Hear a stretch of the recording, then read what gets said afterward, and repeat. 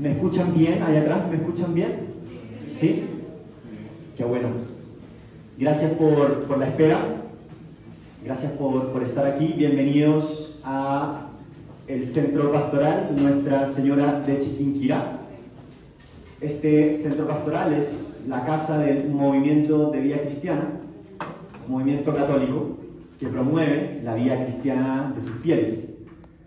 Particularmente que todos los fieles laicos vivamos nuestro llamado a la santidad por medio del apostolado.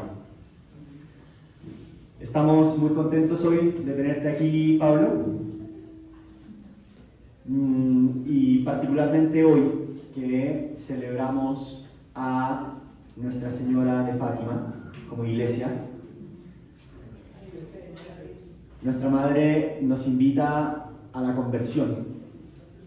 Nuestra Madre nos dice: acérquense más a mi hijo.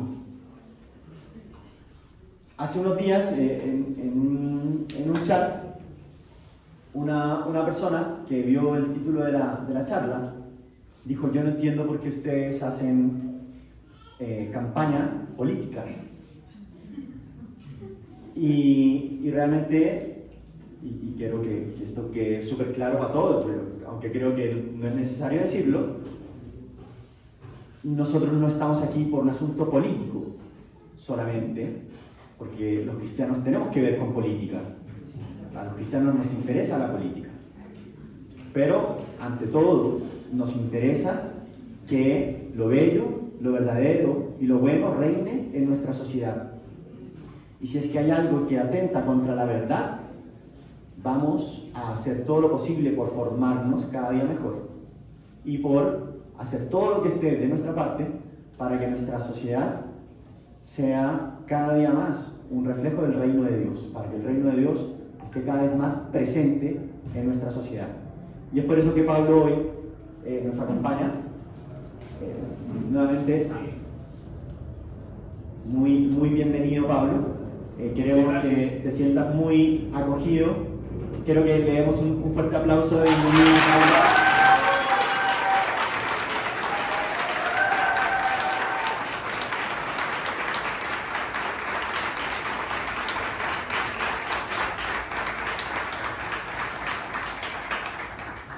Y quiero que empecemos nuestra charla con una pequeña oración, así sentados, así sentaditos para no generar tanto movimiento. En el nombre del Padre, y del Hijo, y del Espíritu Santo. Señor Jesús, tú que eres la misma verdad, tú que nos enseñas un camino de plena humanidad, te queremos pedir que te hagas presente en este momento de compartir, de formarnos, de aprender qué cosas están atentando contra la familia. Gracias por regalarnos el ser iglesia. Gracias por ser esta pequeña porción de tu pueblo que se reúne en tu nombre para luchar por la verdad. Te queremos pedir que por la intercesión de Nuestra Señora de Fátima podamos tener corazones cada día más puros, cada día más ardorosos y cada día más atentos para reconocer tu palabra en medio de nuestra vida. Te rogamos por Pablo, bendícelo, regálale cada día más la gracia que necesita para seguir cumpliendo la misión que le encomiendas. Esto te lo pedimos por Jesucristo nuestro Señor. Amén.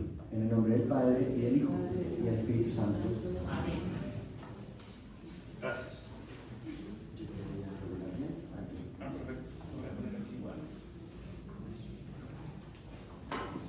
Bueno, yo creo que ahí se escucha bien o no. O habrá que subir un poco más. ¿Me escuchan bien? Perfecto. Muy bien, muy buenas tardes a todos. Para mí es una alegría enorme estar aquí y conocerlos en persona. Yo creo que todos me conocían de antes, ¿no? ¿Ninguno vino a la fuerza aquí? Miren, saben que hoy tenemos que hablar acerca de, al menos el título. ¿Se fue? Sí, ahí adentro fue. A ver, ahí volvió. Volvió, no se fue.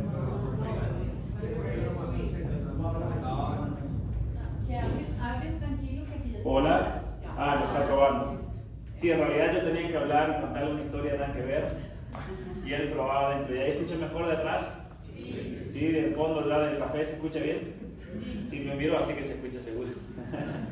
Muy bien.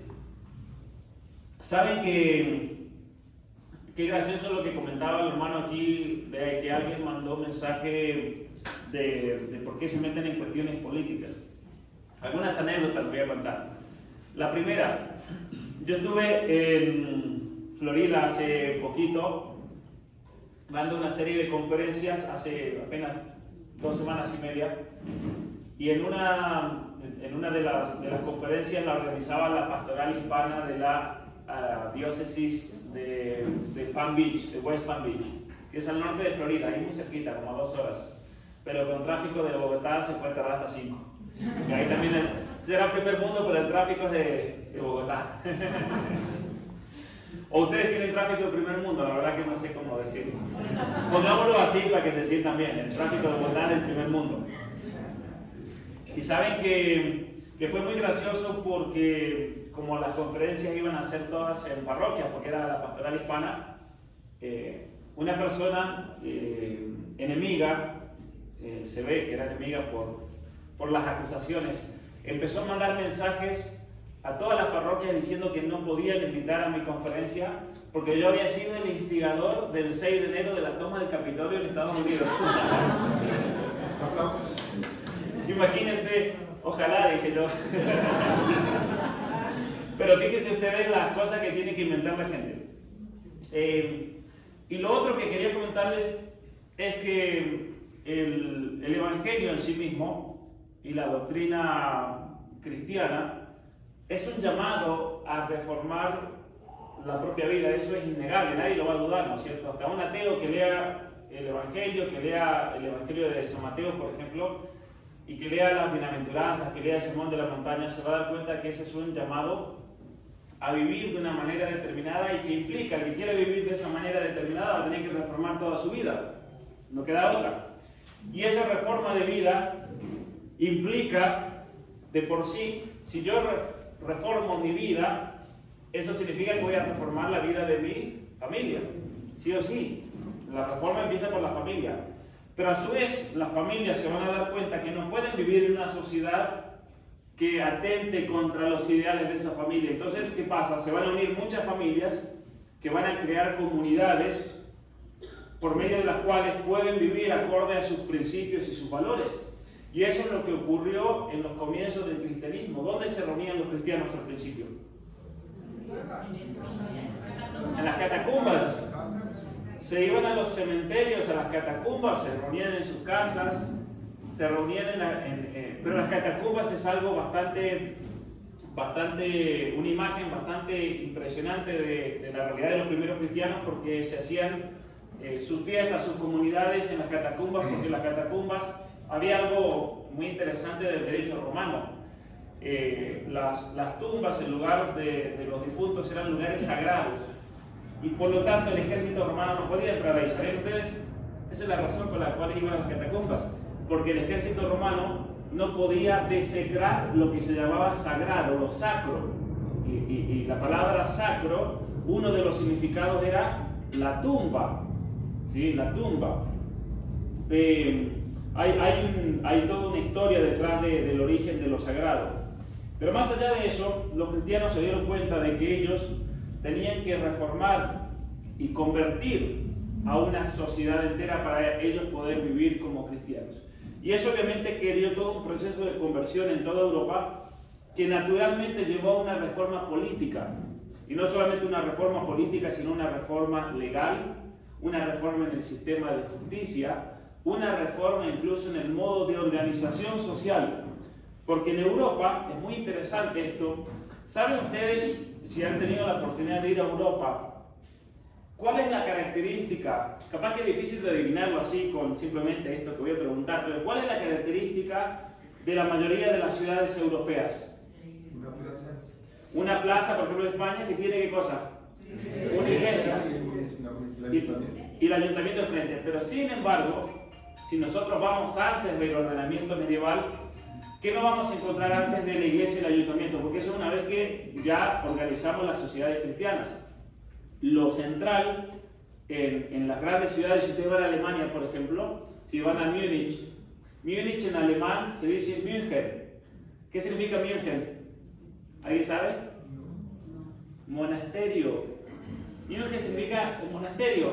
¿Por qué es eso? Porque cuando cae el Imperio Romano y se dan las invasiones bárbaras, vienen todos los vikingos del norte, porque todos querían ser parte de ese imperio, pero termina colapsando el imperio por varios motivos, especialmente cuestiones morales que lo hacían insostenible.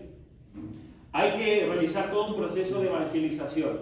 Y curiosamente, la evangelización de todos los pueblos bárbaros en Francia, en España también, en Alemania, en Austria, en Suiza, no la hacen los cristianos que estaban en Roma. Esto es muy curioso. ¿Quiénes la hacen a la evangelización de esa parte de Europa? ¿Alguien sabe?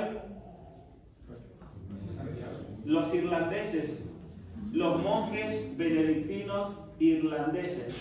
Y es una historia muy curiosa cómo el cristianismo llega a Inglaterra, de Inglaterra llega a Irlanda por medio de ¿quién?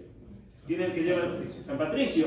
Y San Patricio crea toda una estructura de monasterios y luego los manda a misionar a Europa. El más conocido de todos los monjes que llega a Europa es San Bonifacio. San Bonifacio es el padre de Alemania. De hecho, en Alemania es el santo principal, es el santo patrono de Alemania.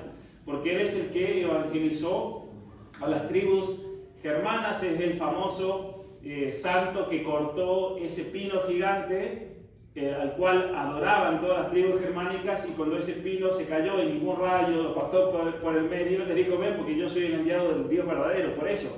Y por eso en Navidad tenemos un pino de Navidad.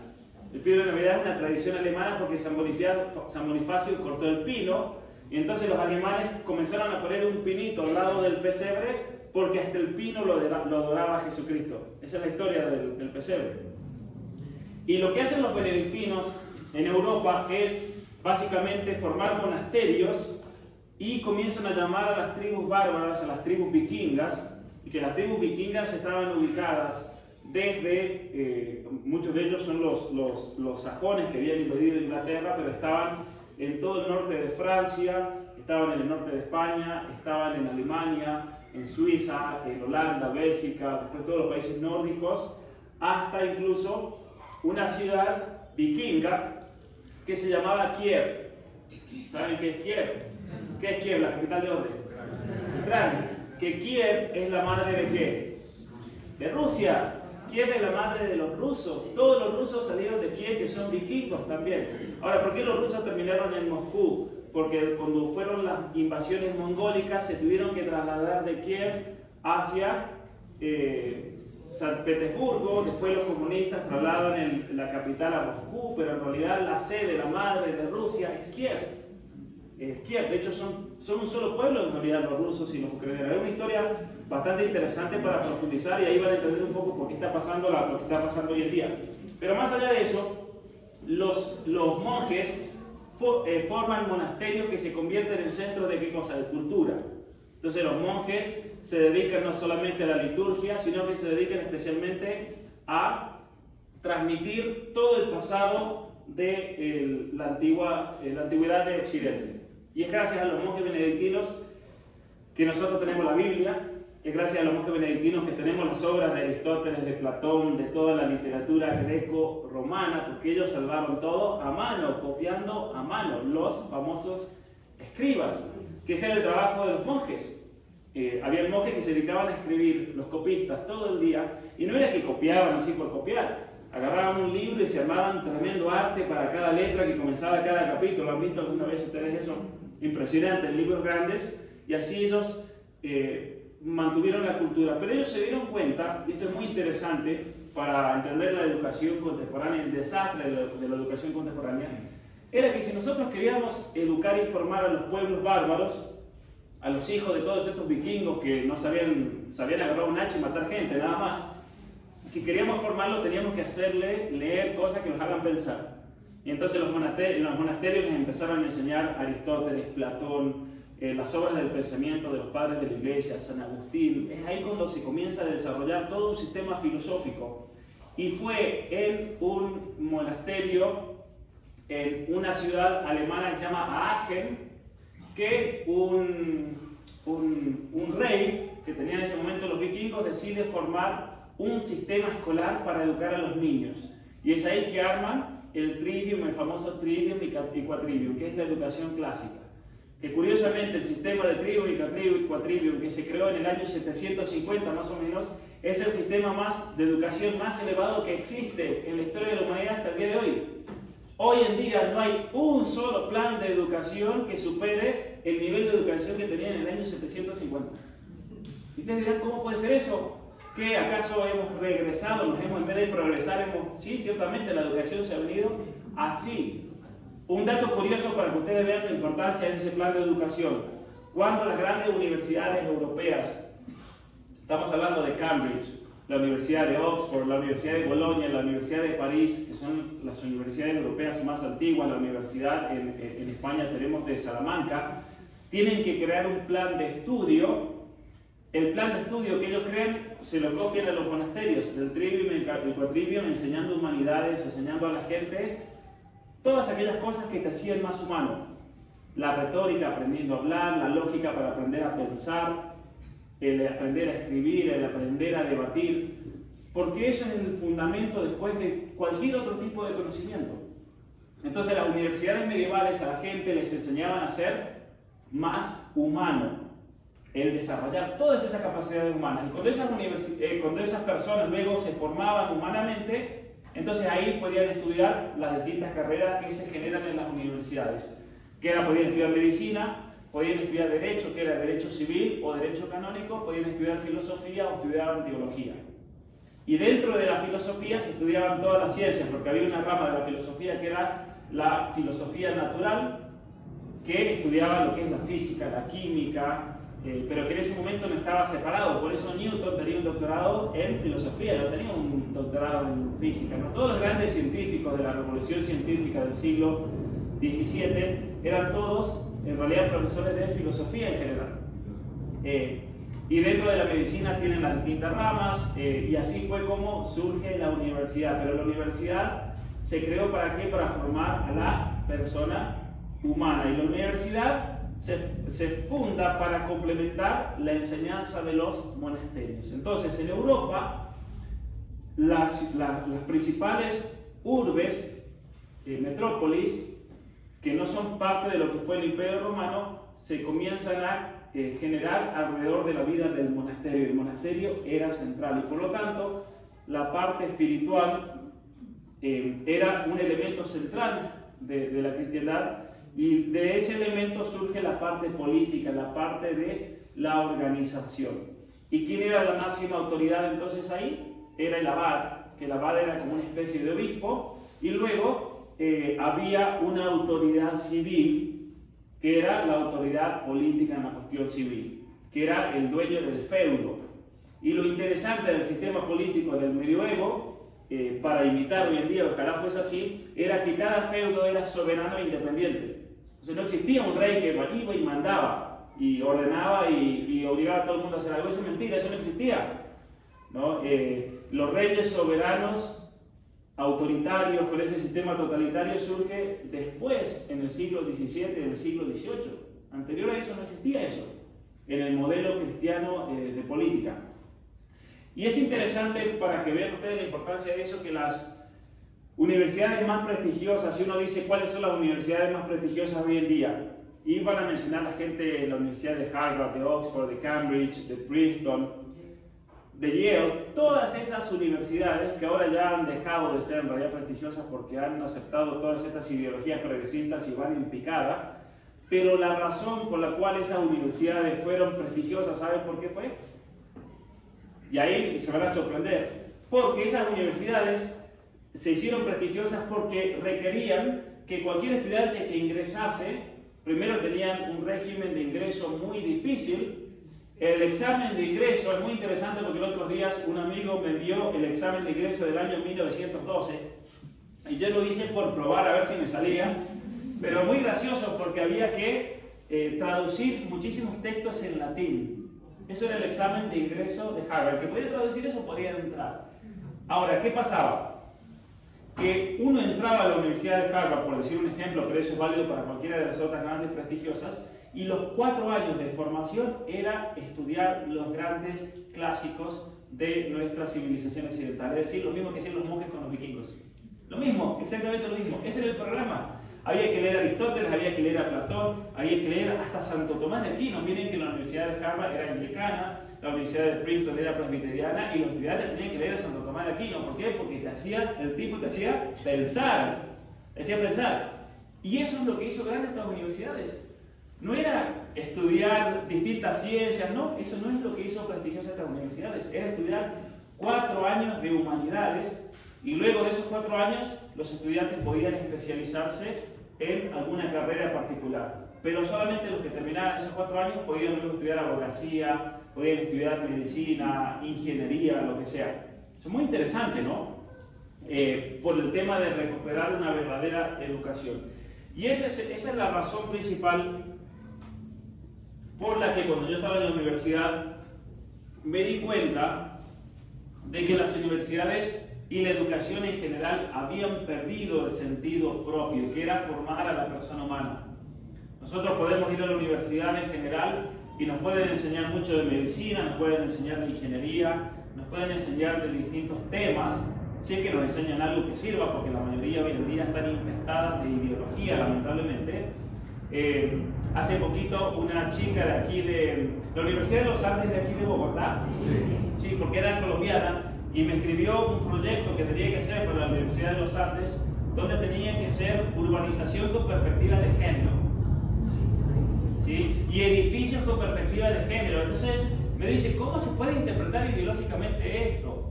Y yo le dije, eso es simplemente agregarle género a lo que sea, no tiene sentido de nada. O sea, no hay que buscarle la vuelta tampoco, ¿no es cierto? A hacer edificios con perspectiva de género, por ejemplo. ¿Qué significa eso, no?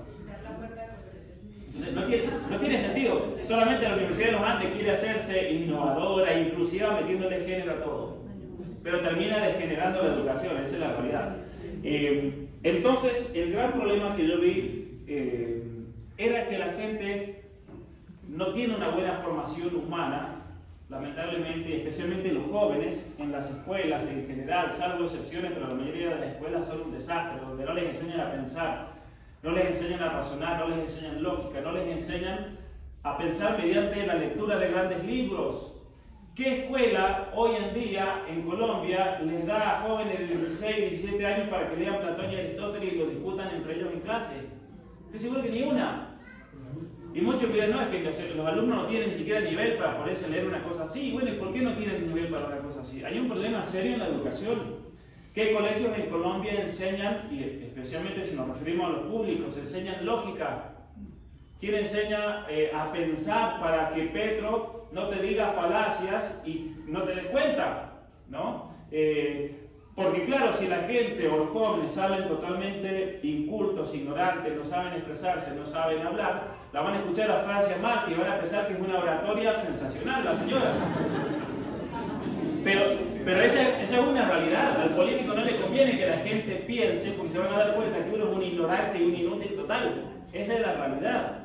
Ese es el problema que estamos viviendo hoy en día. Entonces, yo saben que el otro día me mandaron un video de Francia Márquez y yo no podía creer que esa señora es la vicepresidente de Colombia. Es increíble realmente, porque miren, no es que tiene bajo nivel intelectual. El problema es que no tiene nivel. No clasifica ni para nivel elemental. Es impresionante realmente eso. Total. Entonces, ¿por qué es eso? Porque también hay profesores universitarios que son así, que hay un nivel de educación tan bajo, hay un nivel realmente de falta de lectura, de pensamiento, de razonamiento. Pero también yo estoy seguro de que hay mucha gente, y eso pensaba yo cuando estaba en la universidad, hay mucha gente que está frustrada con eso. ¿Cuántos jóvenes, y hasta el día de hoy me pasa, que van a la universidad y se frustran porque es un dolor pasar por las clases y escuchar tanto verso, como decimos en Argentina, no sé si ustedes saben esa frase, pero tantas palabras sueltas que no significan absolutamente nada, que lo cansan a uno, lo cansan de tanto vende humo, uno sale intoxicado de la universidad, como dice Miklos, lo conocen a Miklos Lucas, él dice que hoy en día en la universidad hay que ir con máscara porque uno sale intoxicado de tanto humo que le venden. Y eso es un problema. Entonces, un proyecto que yo comencé a pensar en la universidad es el de crear un centro de formación que se dedique específicamente a las cuestiones humanas, para enseñar a la gente, dar herramientas para pensar, para leer los grandes clásicos, dar cursos de formación. Bueno, muchos de ustedes han hecho seguro algunos de los cursos que yo tengo, y esa es la razón por la cual empecé el canal de YouTube, y voy a estar ofreciendo, tengo varios proyectos más, todos apuntados a esto, a enseñar a las personas realmente a las cuestiones humanas, que hay una necesidad enorme, ya sea porque no tuvieron la oportunidad de ir a la universidad o porque fueron a la universidad y salieron defraudados de esa baja educación que se les dio, o hay muchos padres que están tan preocupados con sus hijos adolescentes, que tienen toda la capacidad de pensar, pero sin embargo esa capacidad no se aprovecha y se pierde, lamentablemente, y se pierde el tiempo. Entonces, para que sepan más o menos de dónde vengo, porque lo vi como una necesidad muy grande, y curiosamente pasaron varias cuestiones providenciales, porque yo me recibí en la universidad, el doctorado en el año 2017, después de ahí me fui a la Universidad de Cambridge, y mientras estaba en la Universidad de Cambridge trabajé muchísimo en este libro. Fue una experiencia bastante interesante ahí, pero cuando volví de la Universidad de Cambridge y yo estaba por publicar este libro, en la universidad me dijeron: mira, si tú publicas ese libro, se acabó tu carrera, porque una universidad de Canadá no te puede contratar habiendo publicado un libro totalmente en contra de la ideología de género, porque se nos van a venir todo el lobby LGBT, nos van a quemar la universidad, el gobierno nos va a quitar los fondos y se acabó. Y yo dije, bueno, que sea lo que Dios quiera. Pero yo el libro lo voy a publicar igual, le dije, no me importa. Y fue realmente providencial, porque yo publiqué este libro y no me renovaron el contrato, obviamente, pero gracias a que no me renovaron el contrato, yo publiqué ese libro y explotó. Yo jamás me imaginé que me iban a empezar a llamar de tantos lugares a dar conferencias así como estas. Y ese año solo, en el año 2000, salió en el 2018, en el año 2019, en ese año solamente visité 125 ciudades de muchísimos países del continente. Fue realmente una maratón intensa, hablando sobre el problema de la ideología de género, hablando sobre todos los ataques a la familia, especialmente sobre todas las políticas de ingeniería social que estaban llevándose a cabo en Canadá, que venía estudiando desde hace varios años. Y es por eso que ahora quería presentar un tema especial relacionado con el ataque a la familia. Hoy es el día de Fátima, ¿sí? En uno de los mensajes de Fátima, la Virgen de Fátima, es interesante que es sorprendente, porque yo la verdad que no me puse a trabajar por eso. No es que diga, ay, ¿qué dijo la Virgen de Fátima? Me voy a poner a hacer eso, no. Pero una de las cosas que dijo, y que esta mañana lo vi en Twitter, que alguien lo había puesto, era que el ataque del demonio en el fin de los tiempos iba a estar centrado en el matrimonio y la familia. Y que realmente, qué coincidencia que hoy en día nos toque hablar sobre esto, porque la verdad que cuando comenzamos a organizar la gira, yo no sabía que hoy día justo iba a tocar hablar y dar una conferencia aquí sobre este tema, que luego lo voy a también a mencionar el día lunes. Así que si vinieron hoy a la conferencia, el lunes más o menos va a ser la misma temática, para que sepan. Así no se aburren por segunda vez. Abúrranse una vez nomás. Pero es interesante entender aquí el ataque a la familia que presenta el progresismo.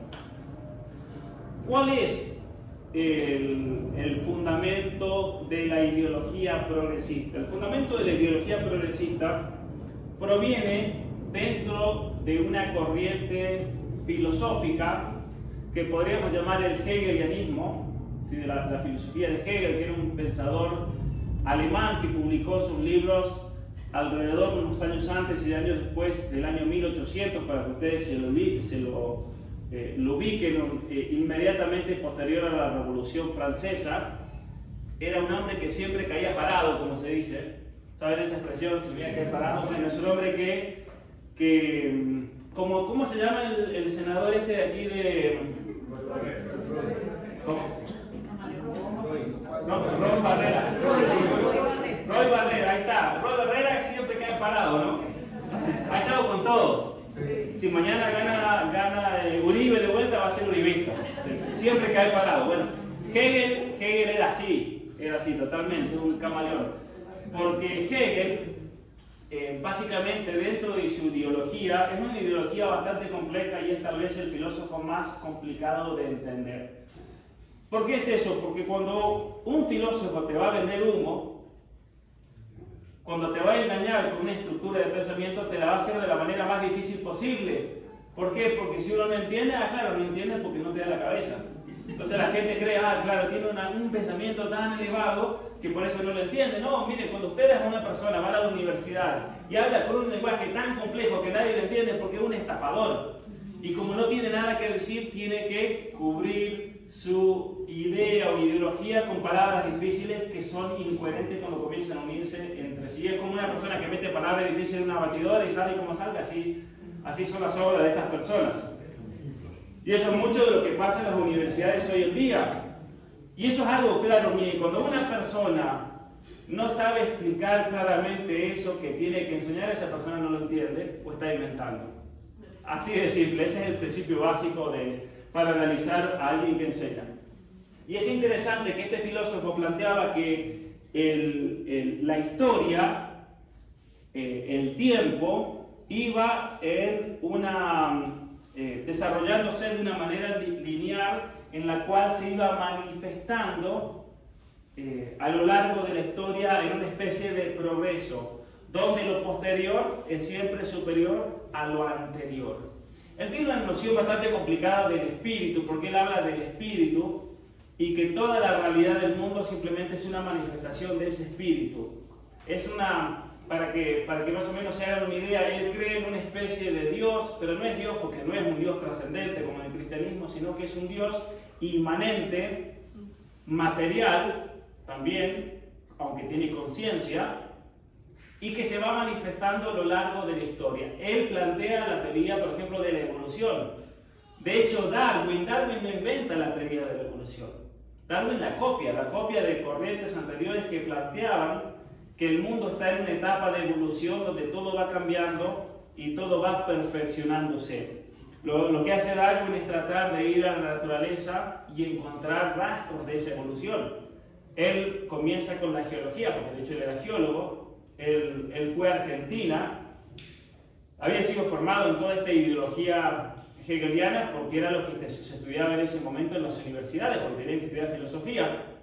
Y él va a Argentina, cruza la cordillera de los Andes en el lomo de una mula, en la zona de Mendoza, y cuando él nota en la cordillera de los Andes que hay distintas capas de distintos periodos glaciares y periodos geológicos, él dice: aquí demuestra que hay una evolución en el mundo y por lo tanto debe replicarse lo mismo en las especies, y por eso se va a las Islas Galápagos y se da la vuelta al mundo prácticamente buscando materiales que después va a ir a analizar. Y eso él lo hace más o menos cuando tenía 22 años, que comienza a hacer todo ese viaje, y él manda las cajas hacia Inglaterra y después llega a Cambridge, y en Cambridge se dedica el resto de su vida a analizar para tratar de probar esa teoría o esa hipótesis que él plantea sobre la evolución, que es una hipótesis filosófica, que el mundo está en una etapa constante de desarrollo y de progreso. Entonces para Hegel, la historia es un sucederse constante, y así como nosotros pasamos del paganismo al cristianismo, donde hay un solo Dios, el monismo, así después vamos a pasar a la negación de eso, que va a ser el ateísmo. Y Hegel decía que el ateísmo va a ser una manifestación de ese espíritu que toma conciencia de sí mismo y se da cuenta de que Dios no existe, sino que ese espíritu se manifiesta en la conciencia de cada uno de nosotros. Pero más allá de eso, él planteaba que el ser humano es el primero en darse cuenta del hecho de la conciencia. El espíritu se manifiesta en la conciencia de cada uno de nosotros, pero se manifiesta de manera especial en algunas personas. Y él pone en la primera manifestación del Espíritu, en el cual el Espíritu se manifiesta ya como no algo trascendente, sino como algo inmanente, Jesucristo. Porque Jesucristo se presenta a sí mismo como ¿quién?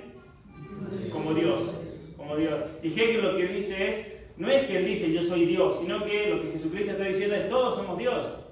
Pero él es el primero en darse cuenta. Y después Hegel dice, y yo soy el primero en darme cuenta que él se dio cuenta. Entonces él se pone como alguien más elevado. Y él termina, él siempre cae parado porque cuando Napoleón, les decía, invade Alemania, él lo recibe como la última manifestación del espíritu universal, Napoleón. Entonces le hace toda una herejía, un lamebotas total, el hombre este. Pero básicamente el progresismo entonces presenta esta idea de que todos vamos en un progreso y que siempre hay que dejar los estadios anteriores de convivencia humana. Y uno de esos estadios de convivencia humana es la familia. Aquí viene lo peligroso, porque la familia simplemente es un modo temporal de vida social, pero que debe ser superado. Lo exige la misma ideología. Entonces, para alguien que es progresista y que tiene esta ideología metida en la cabeza, hay que todo el tiempo transformar absolutamente todo. ¿Por qué? Porque si no nos vamos a estancar. Y esto se ha manifestado de muchas maneras distintas. Por ejemplo, dentro de la teoría del género, se plantea de que el hecho de concebirnos como seres humanos, y como hombres y como mujeres, es simplemente una etapa de la historia. Pero tenemos que evolucionar en eso, y tenemos que dejar atrás el hecho de ser personas humanas. Y dentro de los estudios del género y la teoría queer, ellos acusan, o ellas, porque son todas mujeres lesbianas en general, ellas acusan al cristianismo y a la filosofía griega de habernos estancado en ese proceso evolutivo. Porque ellas plantean que la evolución no se da solamente de un plano biológico, sino que se da de un plano cultural. Pero para poder evolucionar hay que destruir las formas anteriores de cultura. Y por lo tanto, para poder evolucionar como sociedad tenemos que destruir la cultura cristiana, la cultura católica.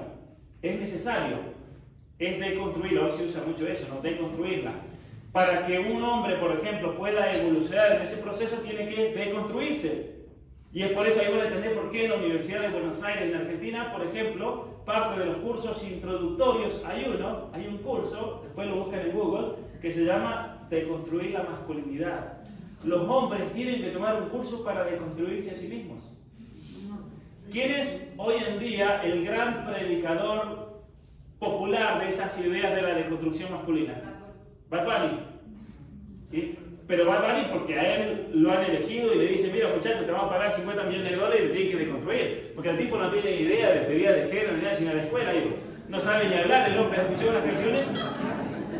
Ni música sabe.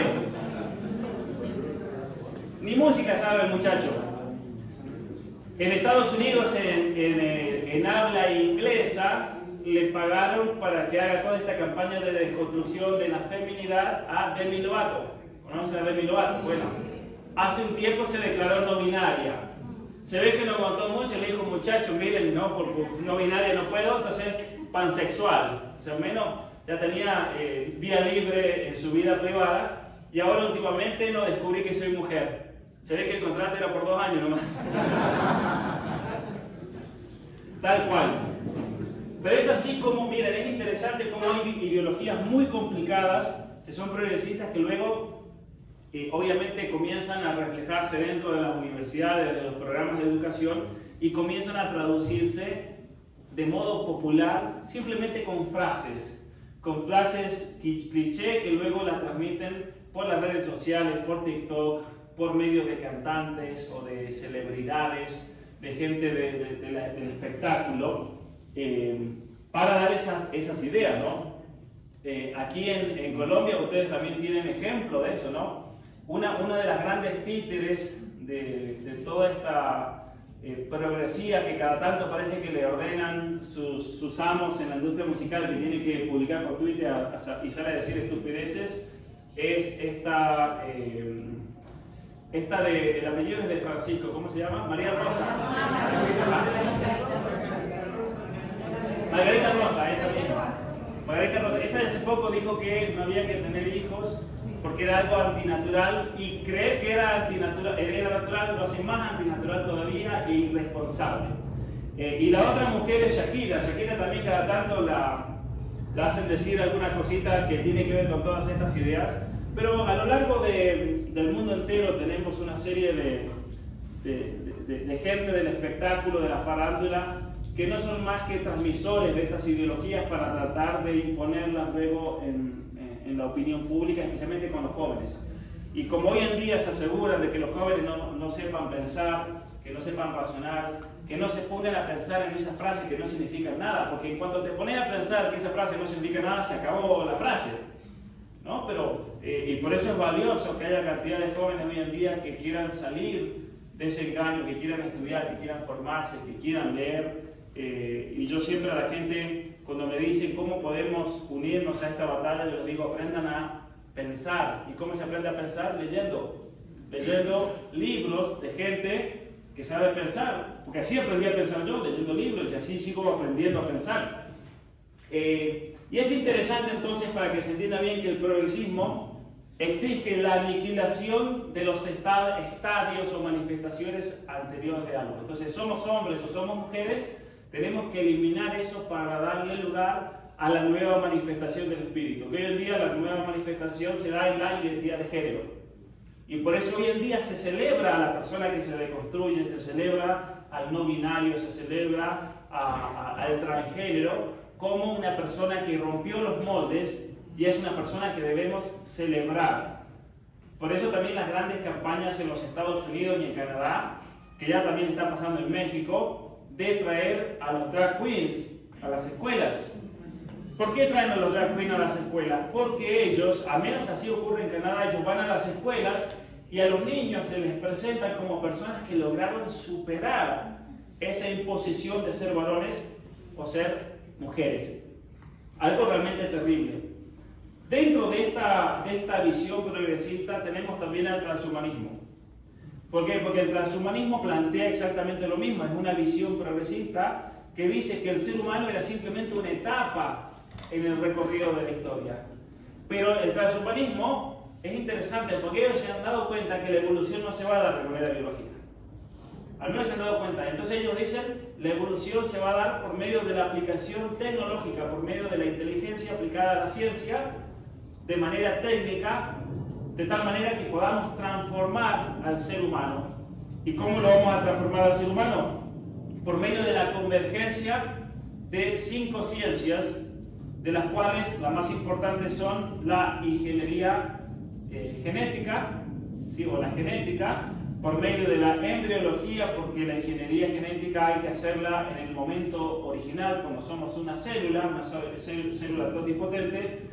Y está también, muy importante con esto, la inteligencia artificial, porque la inteligencia artificial permite replicar esos modelos y estudios de genes de una manera rapidísima, cuando tenemos una persona que es concebida en un tubo de ensayo y solamente tenemos muy pocas horas antes que esas células se dividan en dos. Entonces se hacen por medio de modelos computacionales de inteligencia artificial, donde se puede intervenir. Y la otra ciencia que se está generando, que es fundamental para eso, es la técnica CRISPR. ¿Han sentido hablar de la técnica CRISPR? No. La técnica CRISPR es una técnica por la cual nosotros podemos, imagínense, ¿saben cómo es la forma del ADN, cierto?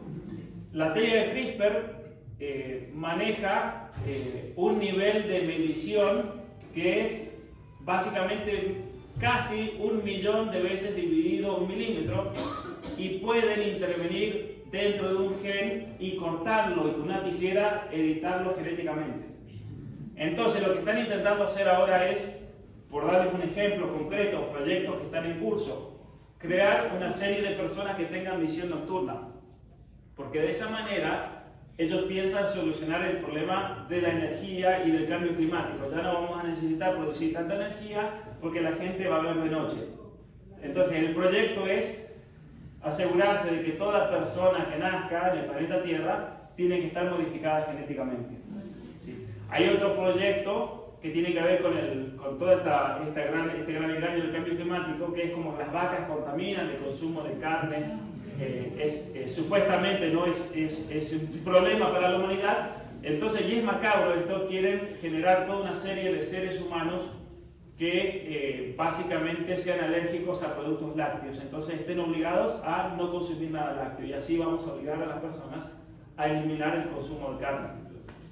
Lo peligroso de esto es que el proyecto apunta, y esto es algo que es especialmente introducido y es una idea que viene apoyada fuertemente por el Foro Económico Mundial. Si ustedes comienzan a leer todos los reportes del Foro Económico Mundial a partir del año 2016 van a ver esto, que básicamente plantean lograr la automatización de todos esos trabajos que puedan ser automatizados. Vamos a tener una gran cantidad de gente desempleada, entonces ¿qué vamos a hacer con esa gente? Lo que se llama el salario básico universal.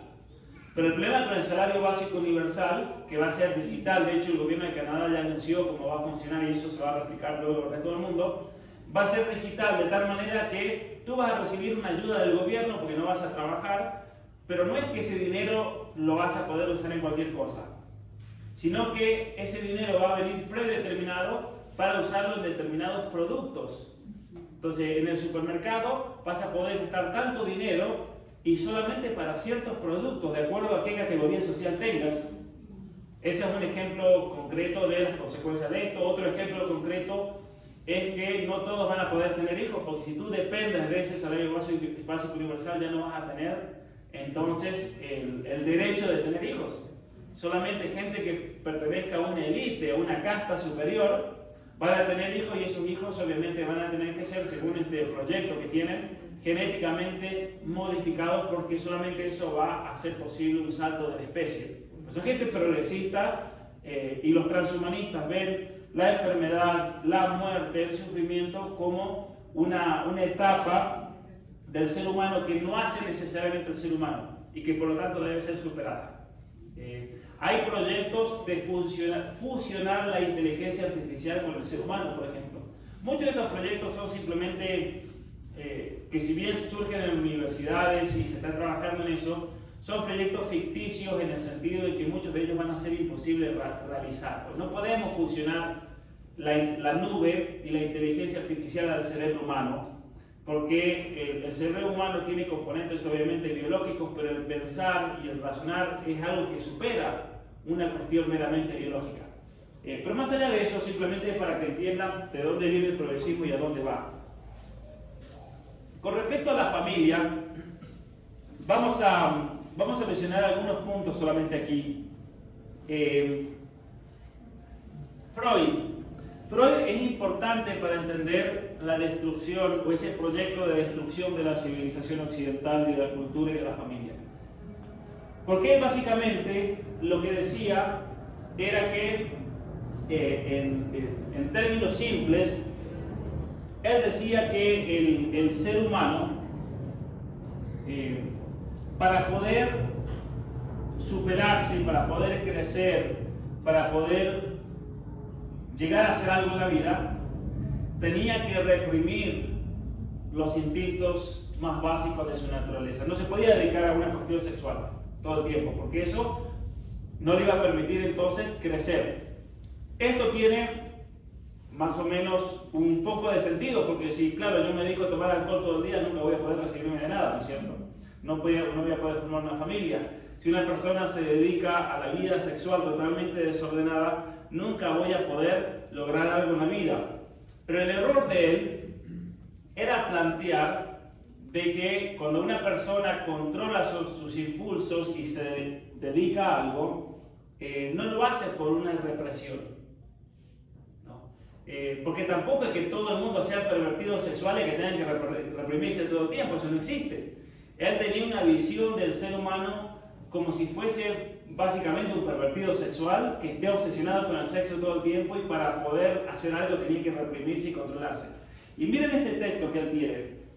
Dijimos que la experiencia de que el amor sexual genital asegura al ser humano las más intensas vivencias de satisfacción, y en verdad le proporciona el modelo de toda dicha, por fuerza debía sugerirle seguir buscando la dicha para su vida en el ámbito de las relaciones sexuales y situar el erotismo genital en el centro de su vida. Entonces, esa es la visión que él tiene del ser humano, de alguien obsesionado con la cuestión erótica, con la cuestión sexual. Pero él dice, el problema de eso es que nunca llegaríamos a nada en la vida, entonces hay que reprimirlo, y es la represión de los instintos sexuales que se da por la familia, y especialmente por la moral cristiana que reprime, que hizo posible el surgir de toda una cultura. ¿Sí? Entonces, ¿se entiende? La cultura cristiana, decía él, surge por la represión de los instintos sexuales. Esto es muy importante que lo tengan en cuenta para el desarrollo posterior de esta ideología. ¿Sí? Nuevamente, según él, la civilización cristiana surge porque el cristianismo, la moral cristiana, las familias reprimieron la sexualidad en los niños, pero sin embargo, plantea él, el hecho de reprimir la sexualidad es el origen de todos los problemas psicológicos. ¿Sí? Todos los problemas psicológicos. Entonces, ¿cuál sería la solución para liberarse de los problemas psicológicos? Según esta lógica, la libertad sexual, la liberación sexual. En cuanto liberemos sexualmente a alguien, esa persona se va a curar de su neuroticismo, sus problemas psicológicos. Entonces, la cultura se edifica sobre la renuncia de lo pulsional, el alto grado en que se basa precisamente en la no satisfacción mediante sofocación, represión o que otra cosa de poderosas pulsiones o impulsos, ¿no? Esta frustración cultural gobierna el vasto ámbito de los vínculos sociales entre los hombres. Entonces él dice, la cultura se edifica sobre la renuncia de los impulsos sexuales. Básicamente lo que está planteando aquí es que la cultura cristiana, y es lo que hace en ese libro sobre la cultura, es que la cultura cristiana está basada en la represión sexual. Es lo que hizo posible la cultura cristiana. Y esto es interesante porque cuando vienen los pensadores marxistas posteriores a Freud, que tenían como propósito el destruir la civilización cristiana, la cultura cristiana, porque era parte del progresismo, ellos toman las enseñanzas de Freud y dicen, a ver, si Freud dice que la cultura cristiana se formó porque se reprimieron los impulsos sexuales, entonces ¿cómo vamos a destruir la cultura cristiana? Liberando los impulsos sexuales. Entonces ellos plantean, tenemos que lograr una liberación sexual. Y entonces, en el año 1923, es que miembros del Partido Comunista Alemán se plantean que para lograr eso había que introducir la educación sexual en todas las escuelas. En el año 1923.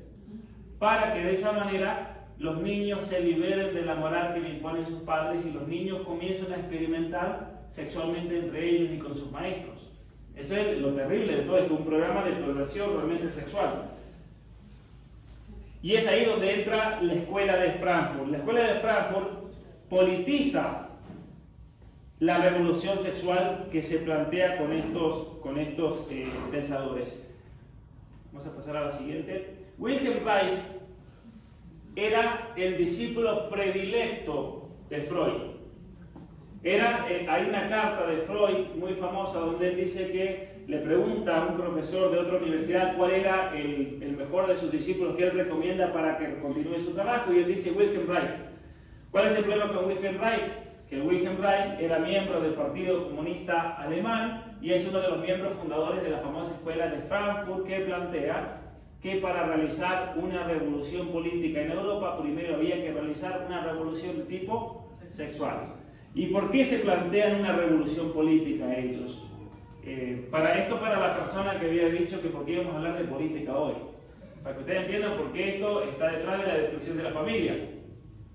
Fíjense que la revolución bolchevique ocurre en el año 1917. Y los comunistas europeos, tanto en Alemania como en Italia, ellos se plantean, ¿cómo puede ser que los rusos, que es una sociedad agraria atrasada, tuvieron su revolución comunista y nosotros aquí no tenemos nada? En teoría, la revolución comunista, según el pensamiento de Marx, ¿en dónde se tenía que haber dado? En Inglaterra, porque en Inglaterra es donde se da, según la ideología progresista, Inglaterra pasa por todos los modos de producción hasta que llega el modo de producción industrial y el paso siguiente era el comunismo, el modo de producción de todos, ¿no? Donde todos eran dueños del modo de producción. Se tenía que dar en Inglaterra y en Inglaterra nunca se dio, nunca se dio. En Italia había un pensador marxista muy importante para todo esto que se llamaba Antonio Gramsci, donde él plantea que en Italia no se dio la revolución marxista. ¿Saben por qué? Porque el pueblo era católico.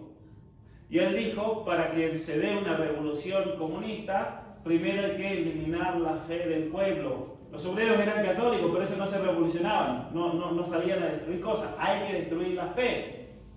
Y es ahí cuando los pensadores de la escuela de Frankfurt deciden unir el pensamiento de Freud con el pensamiento de Gramsci. Hay que destruir la fe, hay que destruir la cultura. ¿Y cómo vamos a destruir la cultura? Freud nos está dando la respuesta. Ahí es cuando entra Wilhelm Reich. Mi maestro Freud de la Universidad de Viena decía que la cultura es fruto de la moral católica, de la represión sexual. Entonces lo que tenemos que hacer es liberar sexualmente a las personas. Y entonces él escribe un libro muy interesante que en español se llama La Revolución Sexual. Pero el libro en alemán en realidad se llama La sexualidad en la guerra o en la batalla cultural. Miren qué interesante esto. Un libro de 1913, El sexo en la batalla cultural, por una reestructuración socialista del ser humano. ¿Qué significaba la reestructuración socialista? Él en este libro plantea que si la familia es la que enseña la moral, la que transmite la cultura, ¿qué hay que hacer? Hay que destruir la familia. Él plantea por primera vez en la historia que es el Estado, entonces, el que debe eliminar por políticas públicas, eliminar la familia, extraerle los hijos a los padres y luego a esos hijos criarlos en lugares comunitarios donde se los eduque en la liberación sexual, donde tengan sexo entre todos, entre hombres con hombres, niños con niños, niños con adultos. Y de esa manera, entonces, una vez que se elimine el impulso sexual, naturalmente esas personas no van a seguir esa cultura cristiana, porque una cosa se sigue de la otra, decía él. Lo cual también es falso, porque una persona puede vivir una vida así, después se arrepiente y se convierte y lleva una vida totalmente abocada a Dios, ¿no? Y eso va en contra de ese progreso, ¿no? Y esa evolución supuesta. Ahora, ¿en qué país se realizó este experimento? Es interesante esto, porque la mayoría de la gente en el mundo entero desconoce eso, es algo que sea de ese país, porque es un caso que se ha mantenido de modo secreto. ¿Saben ustedes en qué país se realizó por medio de políticas públicas este proyecto? Que yo me enteré de esto en el año 2008 más o menos, por una persona que fue víctima de esas políticas públicas. ¿Saben en qué país? ¿Alguien se anima? En Benten. Uy, cerquita, dijo Noruega, cerquita. Suecia, en el año 1956, específicamente, si mal no me equivoco, el gobierno de Suecia ordenó la expropiación de miles de niños del entorno de sus familias, niños que fueron víctimas de todo un proyecto que apuntaba a una revolución sexual. Muy interesante esto. Esto no se dice en ningún lado. Estos proyectos de ingeniería social criminales que se hicieron en nombre de estas ideologías en Suecia, entonces se extrajo a toda una generación de niños de sus hogares, porque en Suecia se dieron cuenta que al sacar a todos esos niños del entorno de sus padres, se les iba a lavar la cabeza, se los iba a liberar sexualmente, y una vez que esos jóvenes sean adultos y salgan a la calle, ya iba a haber un cambio cultural tremendo, que de hecho en cierta manera lo lograron, porque Suecia hoy en día está destruido ideológicamente, lamentablemente, pero es fruto de todas estas políticas de liberación sexual. Entonces Wilhelm Reich planteaba el liberar a los niños de sus familias. Miren, son citas de ese libro. La revolución social no tiene otra tarea que la de posibilitar la satisfacción de las necesidades humanas de la sexualidad natural. Entonces, eso él lo plantea por dos cosas: por un plan de educación sexual y liberar al niño de su familia. Eso es interesante, ¿no? porque los programas de educación sexual que se han impuesto en todo el mundo, ¿sí? Desde México hasta la Argentina, obedecen a esto que plantea Wilhelm Reich. ¿Por qué obedece? Aquí me voy a saltear un poquito, o mejor lo voy a dejar ahí, pero ya les voy a explicar por qué. Luego viene otro miembro fundador de la Escuela de Frankfurt, que son contemporáneos, pero este murió un poco después, porque fíjense que Wilhelm Reich murió en 1957, Marcuse murió en el 79, pero murió viejísimo el señor, tenía casi, ¿cuánto? 89 años. Herbert Marcuse, él escribió un libro que se llama Eros y Civilización, que es ese libro junto con el libro La Revolución Sexual en la Batalla Cultural, o Esta Sexualidad en la Batalla Cultural, fueron los dos libros fundacionales de la Revolución de Mayo del 68. ¿Han sentido hablar de la Revolución de Mayo del 68? Fue una revolución que lideró un joven judío de París, de la Universidad de la Sorbona, que consistió en salir y romper absolutamente todo lo que pudieron, muy parecido a lo que pasó aquí en Colombia hace un par de años. Hicieron algo parecido, salieron estudiantes de universidades en París y luego se replicó en muchísimos otros países, en Canadá, en los Estados Unidos.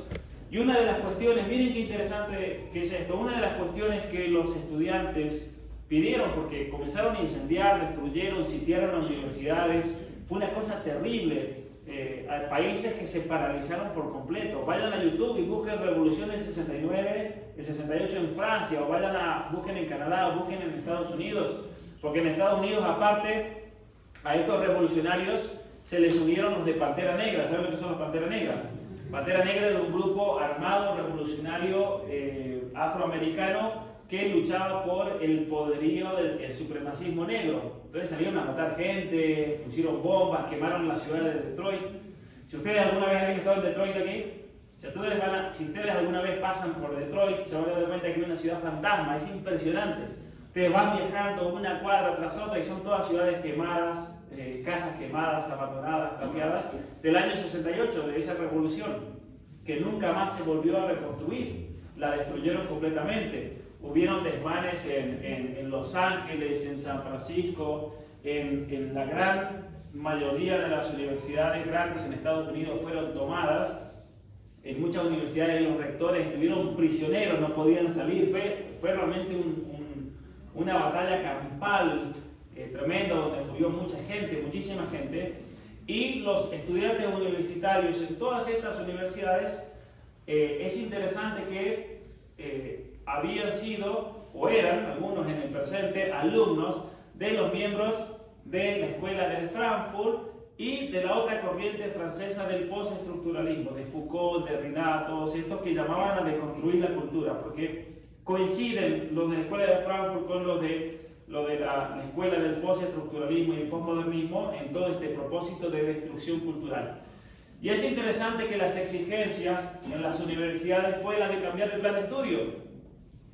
Y es ahí cuando Harvard, Yale, Princeton, todas las universidades eliminaron el programa que yo les mencioné al comienzo, de estudiar las humanidades. Dejaron de estudiar a Aristóteles, a Platón, a Santo Tomás de Aquino, se acabó. Y es ahí cuando esas universidades comienzan su camino en picada total. Esa es la realidad. Muy bien, y los dos libros fundacionales eran de Wilhelm Reich y Eros y Civilización. Y miren lo que dice este hombre. La liberación sexual es liberación cultural, ¿no? Lo que decía Freud, lo que planteaba de cierta manera Freud, y así lo deducen ellos. Las perversiones expresan así la rebelión contra la subyugación de la sexualidad al orden de la procreación y contra las instituciones que garantizan este orden. ¿Qué significa esto? Significa que el orden de la procreación es la sexualidad, está puesta al servicio de la procreación. Ahora, ¿quién le impone al servicio de la procreación? Bueno, no la iglesia en realidad, porque no, la mujer no queda embarazada, porque el Papa dice que las mujeres ahora se van a quedar embarazadas, ¿no? ¿Quién impone el orden propio de la sexualidad? La biología. Es algo que viene condicionado por la biología, ¿no? Es como que yo les pregunto a ustedes, ¿quién impone que ustedes con el ojo vean? Es la genética, la estructura genética, y las proteínas que luego hacen posible el desarrollo de cada una de las funciones del ojo, de la córnea, de la luz que entra por el ojo, de la visión de los colores. Es la misma biología. Entonces, la sexualidad está íntimamente conectada con la procreación, ¿sí? Porque si se dan las condiciones por las cuales la mujer justo está ovulando, salvo que haya problemas hormonales o alguna cuestión así, que ese óvulo que se engendra no se implante, pero en general la mujer queda embarazada, así de simple, ¿no? Ahora bien, la subyugación, aquí sí vamos a ver lo de la iglesia. Entonces, la sexualidad, según él, ha sido subyugada al orden de la procreación. Pero aquí, cuando hablamos del orden de la procreación, en realidad lo que estamos hablando y a lo que él se refiere es la familia. Es la familia. Porque es en la familia donde se procrean, los niños crecen y se educan y maduran y crecen. Entonces, ¿cómo nos vamos a rebelar contra el orden de la familia? Por medio de las perversiones sexuales. ¿Sí? Y no solamente que las perversiones sexuales van a expresar una rebelión contra la familia, contra la procreación, sino también contra las instituciones que garantizan este orden. Pero para poder destruir estas instituciones, lo que él plantea es que hay que destruir ¿qué cosa? La familia. ¿Y cómo la vamos a destruir la familia? Por las perversiones. Y esto es interesante porque él dice que hay que comenzar a usar políticamente a todas las personas que tengan perversiones sexuales. Y es ahí cuando él plantea en este libro del año, dijimos, 1953, ¿sí?, de que tenemos que comenzar a traer a los transexuales, a los travestis, a los homosexuales, a los pedófilos, a todos aquellos que tengan algún tipo de perversión sexual, a la izquierda y hacer de las perversiones sexuales la bandera y la campaña de la izquierda. Y eso lo vamos a hacer es muy interesante porque ellos se metieron muy adentro de la cultura de Estados Unidos gracias a las grandes fundaciones y al gobierno de los Estados Unidos que los subvencionaron y se metieron al corazón de Hollywood. De hecho, es muy interesante porque ellos son alemanes, estaban en Alemania, pero en el año 1931 ¿quién llega al poder en Alemania? Hitler. Y Hitler, que era anticomunista. Entonces todos estos comunistas se tienen que ir de Alemania. ¿Y ustedes dónde creen que se va un comunista cuando se tiene que escapar de su país? En teoría, se tendría que ir a Cuba o se tendría que ir a la Unión Soviética, o Nicaragua, o Venezuela. ¿A dónde se fueron? A Nueva York. Qué curioso, ¿eh? Al centro del capitalismo mundial. ¿Y por qué se fueron a Nueva York? Porque ahí los trajo la Fundación Rockefeller. La Fundación Rockefeller. Y la Fundación Rockefeller, a su vez, cuando los traen, estaban en un proyecto de subvención para lograr esa revolución sexual en los Estados Unidos. Y la institución que crean para materializar esa revolución sexual fue Planned Parenthood, que aquí en Colombia se llama Pro Familia. Muy bien, Planned Parenthood entonces es una institución fundada y subvencionada, fundada por Margaret Sanger, pero el dinero vino de la Fundación Rockefeller. La Fundación Rockefeller, a su vez, es la fundadora ¿de qué? De las Naciones Unidas, de la ONU. La ONU en realidad se fundó en el año 1921 con el nombre de Liga de las Naciones. ¿Por qué es eso? Porque después de la Primera Guerra Mundial, el Rockefeller, abuelo, él plantea que para lograr la paz en el mundo, la única manera de hacerlo era si teníamos un único gobierno mundial. Entonces, ese sueño globalista, ese plan globalista, es el que da origen a las Naciones Unidas, con ese proyecto de único gobierno mundial. Ese es el objetivo propio de las Naciones Unidas. Si ustedes van al acto fundacional, si ustedes estudian todo lo que se plantea en la Fundación Rockefeller, todo apunta a lograr la paz de la Tierra por medio del control mundial. Y por eso, esto es muy interesante, por eso todas las novelas apocalípticas, o todas las novelas que hacen relación al fin del mundo de los años 20, 30 y 40, todas coinciden en ¿qué cosa? En que hay un gobierno único en el mundo. ¿Por qué es eso? Porque esta gente, los escritores, por ejemplo, Orwell, cuando escribe en 1984, Hay otro libro sensacional que es el primero de toda esta serie de libros que se llama El Señor del Mundo. ¿Alguien lo conoce ese libro? De un pastor anglicano, hijo del arzobispo de Canterbury, de apellido Benson, Robert Hugh Benson.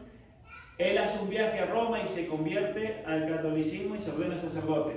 Y él escribe este libro que se llama El Señor del Mundo, que es el primero de toda esa serie. Sí, está en 1984, está Un Mundo Feliz de Huxley. Hay varios libros que son... Hay un libro que se llama We o Nosotros. ¿Han sentido hablar de ese libro? Bueno, cuando lean ese libro van a ver que Orwell le copió el argumento a este ruso de este libro que se llama Nosotros, o en inglés se llama We. A ver si búsquenlo alguna vez, si está en internet en PDF, lo pueden encontrar. Y surge el proyecto de las Naciones Unidas. Por eso todos estos autores planteaban que en el fin del mundo iba a haber un único gobierno mundial, porque era algo que ya se estaba dando y se hablaba mucho en los ámbitos políticos de esa época. Hoy en día no se habla, ¿sabe por qué? Porque ellos controlan todos los medios y controlan qué se puede hablar y qué se puede hablar. Y si hablas de eso, te censuran en Facebook, así es de simple. Porque controlan los medios, controlan el discurso. Parte de eso es lo que estamos viendo hoy en día con la Agenda 2030, por ejemplo, que eso es lo que desarrollé anoche. Pero básicamente todo esto de lo que yo le venía hablando de la ideología de la ideología de la escuela de Frankfurt, que había que destruir la familia porque la familia era la que transmitía los valores y eso lo íbamos a hacer por medio de la liberación sexual, por medio de la causa de los derechos LGBT. Es ahí cuando la izquierda comunista de repente cambia la bandera roja por la bandera del arco iris, esa es la realidad. Y de repente la nueva izquierda, eso es algo que muchos de ustedes habrán leído el libro de Agustín y Nicolás, el libro negro de la nueva izquierda plantea, hace toda una historia de eso, de cómo básicamente la revolución sexual, la revolución que apunta a destruir al ser humano en cuanto a su identidad personal e identidad de género, se vuelve la nueva bandera política. Curiosamente es la bandera política del gobierno actual aquí en Colombia. Y esa revolución se va a dar especialmente por dos cuestiones que tienen que ver con la educación sexual integral. El imponer el aborto y la ideología de género, no solamente porque obedecen a este tipo de revolución, sino también porque generan muchísimo dinero. Porque cuando le encuentran una beta económica, es ahí cuando muchas corporaciones se interesan al respecto. ¿Y por qué genera mucho dinero? El aborto es un negocio gigantesco a nivel mundial, no solamente por el hecho de realizar un aborto, sino también por algo que genera mucho más dinero que el aborto, que es el tráfico de órganos, para experimentación, para farmacéuticas. Eso genera mucho más dinero que el aborto en sí. Y en segundo lugar, un negocio reciente que surge en los últimos 10 años, que genera mucho más dinero todavía que el negocio del aborto y la venta de órganos, que es el negocio de la hormonización. ¿Por qué es eso? Porque cuando un niño, un joven, un adolescente, una persona atraviesa todo este proceso de bloqueadores hormonales y hormonización sintética, eso tiene un gasto mensual de aproximadamente en promedio $5.000, que es un gasto que es cubierto por quién aquí en Colombia, por el gobierno. ¿Y por qué lo cubre el gobierno? ¿Alguien sabe? Porque es un derecho fundamental. ¿Y por qué es un derecho fundamental? ¿Dónde se legisla eso? Es muy curioso. Los acuerdos de la paz. Y ustedes dirán, ¿qué tienen que ver la FARC y los acuerdos de la paz con la hormonización de niños? Porque los acuerdos de la paz fueron redactados, esas 200 y tantas páginas, por la misma gente que redactó la Agenda 2030. Anoche, de hecho, la conferencia fue demostrar todo eso, todos los textos y las publicaciones. Los acuerdos de la paz fueron hechos por fundaciones ligadas a la Open Society de Soros, que trabajaban para las Naciones Unidas, que traen todo este negocio de los acuerdos de la paz con toda una agenda del aborto, de los derechos reproductivos y sexuales, del aborto, de la hormonización y de la identidad de género. Y los acuerdos de la paz, como aquí vivimos en una democracia, hermosa democracia, como en todos lados, se pusieron a la votación de la gente, y obviamente como la gente dijo que no, se impusieron igual, ¿no? Como ustedes conocen bien la historia, porque se tenían que imponer, diga lo que diga la gente. Eso significa que la democracia no existe, lamentablemente, ¿no? Pero más allá de eso, es gracias a eso que Profamilia entra con todo el negocio, porque a Profamilia quien lo pone aquí en Colombia es las Naciones Unidas. ¿Por qué? Porque Profamilia o Planned Parenthood es el brazo de las Naciones Unidas que tiene que ver con todo lo que hace referencia no solamente al control demográfico por medio del aborto, sino también al negocio de la hormonización. Planned Parenthood está tan metida en el negocio de la hormonización de niños que en Estados Unidos tienen clínica dentro de las mismas escuelas. ¿Sabían ustedes? En los Estados Unidos, en el estado de California, por ejemplo, en Nevada, en el estado de Nueva York, las clínicas están dentro de la misma escuela. De tal manera que la escuela, como es un derecho humano fundamental declarado por Biden, no tiene que ni siquiera avisar a los padres que le están hormonizando un hijo. ¿Sí? En Canadá tenemos una situación parecida. En Canadá las escuelas tienen un protocolo donde no le tienen que ni siquiera avisar a los padres que están hormonizando un niño. Hasta el punto de que si los padres, por ejemplo, en Canadá se rebelan contra eso porque le están hormonizando un hijo, en Canadá tenemos penas de 5 años de cárcel para los papás que se opongan, aparte de perder la patria potestad de por vida. O sea, es terrible la situación de lo que está pasando en Canadá, es terrible. Y esa es la razón por la cual en los Estados Unidos, por ejemplo, en el estado de Texas, en el estado de Florida, en el estado de Texas fue ayer a la mañana, en el estado de Florida fue hace como 3 semanas, en el estado de Tennessee hace como 2 meses y en el estado de South Dakota ya han prohibido la hormonización infantil. ¿Por qué razón la han prohibido a nivel estatal? Porque el gobierno federal de los Estados Unidos estaba metiendo las clínicas en las escuelas, entonces es una manera de ponerle un freno. Si bien el gobierno de Biden ha dicho que va a ir por encima de eso, lo cual es totalmente legal porque los estados tienen soberanía para esas cosas, pero el gobierno de Biden ha dicho que va a ir por encima con una ley federal para asegurar la hormonización infantil de niños.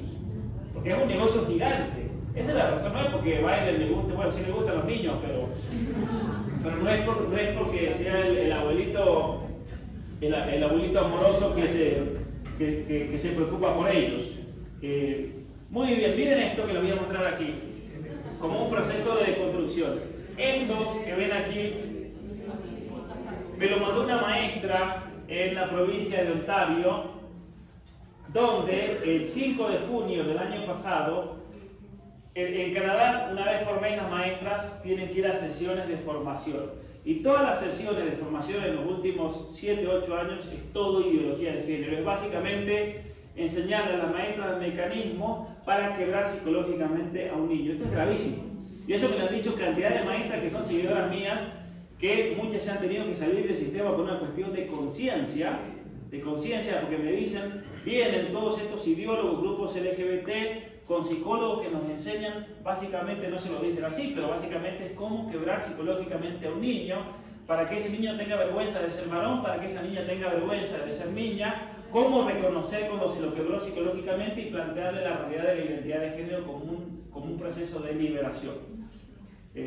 Una cosa que se ve mucho en Canadá, una familia de seguidores míos que vive en Canadá, ellos son de Monterrey, de México, y hace como 2 o 3 años, en 2019, ellos acababan de llegar a Canadá hacía 6 meses, y la mamá recibió el reporte de su niña de 11 años de la escuela, porque era Navidad, los primeros 6 meses, y resulta que le habían mandado el reporte equivocado, porque era el nombre de un niño. Y cuando la mamá fue a la escuela a decirle al maestro, encima era una escuela católica en Oakville, alguien me dice que tiene una hermana en Oakville, tú, bueno, en esa ciudad donde tiene tu hermana, ella fue a la escuela, sentamos a Juan, ahí pregúntale a tu hermana si vive cerca de esa escuela, Santo Tomás de Aquino, acuérdate, y fue a decirle al maestro que se había equivocado de reporte, que era de otro niño. Eso puede pasar, ¿no? Que se equivocan. Y el señor le dijo, no señora, lo que pasa es que ustedes son mexicanos y vienen de una sociedad muy machista donde le imponen el sexo a sus hijos. Entonces, como ustedes le imponen el sexo a sus hijos, en la escuela hemos decidido cambiarle el sexo de su hija por un año, socialmente, que haga la transición social, que experimente por un año ser hombre y luego que ella decida de qué género quiere ser. Eso está pasando en muchísimas escuelas con niños inmigrantes. ¿Y sabe cuál es el problema de los inmigrantes que llegan a Canadá? Que tienen miedo. No quieren hablar porque si hablan tienen miedo de que les quiten la visa y los manden de vuelta.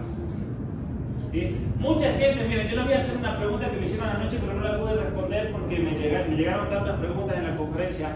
Una señora me preguntó, ¿por qué te quedas o vives en Canadá? Yo le voy a decir algo. Una de las razones por las cuales yo vivo en Canadá es porque yo me he comprometido a defender a muchísimas familias que están en situaciones tremendas y que tienen temor de hablar y no tienen nadie que los defienda. Esa es una realidad. Es una realidad. Estas familias tienen tanto miedo de todo ese sistema legal, tienen miedo de las deportaciones, porque siempre existe ese fantasma de que me van a deportar, de que me pueden sacar, porque pasa mucho, ¿no? En Estados Unidos pasa en todos lados. Yo ahora en el avión que vine de Panamá para acá, en el avión eran todos deportados, todos colombianos deportados. Y yo me voy a subir en Panamá, porque hice escala en Panamá, y de repente veo que viene un hombre enorme, y viene con una bolsa llena de pasaportes. Llena de pasaportes la bolsa. Y se las da al piloto, lo acompañan hasta adentro, y eran todos como policía, pero de civil. Y yo dije, estos son todos deportados. Voy a ir en un avión con todos en cadena, ¿no? Eso me pasó una vuelta. Yo viajé de Toronto a Canadá y de repente subo un tipo todo encadenado mía, custodiado por gente del FBI, y dijo, le agarra un ataque en el avión y sonamos todos, porque era un hombre enorme, además, y venía todo encadenado y viajó encadenado en el vuelo. Pero en el vuelo de ayer venían todos, los muchachos venían, todos jóvenes venían libres, pero yo me animé y le pregunté a uno, amigo, ¿qué pasó? ¿Por qué no les dieron el pasaporte? Yo ya sabía que me iba a decir, y me dice, no, que nos deportaron a todos de Texas. Habían estado en una prisión ahí en Texas que habían intentado cruzar. Pero lo interesante es que los inmigrantes entonces tienen miedo, tienen terror a que los deporten si se oponen a algo, lo cual no es así, no es así. Y es interesante cómo es terrible que están habiendo una cantidad de casos enormes así. Y este entrenamiento en inclusividad, lo que dice ahí, básicamente consistía en lo siguiente: se les planteó a los maestros que más de la mitad del público mundial se identifica secretamente como LGBT. Entonces ahí dice, si nosotros queremos que nuestros estudiantes triunfen, lo que tenemos que hacer como escuela es ayudar a esos niños a liberarse de esa imposición y descubrir su identidad de género.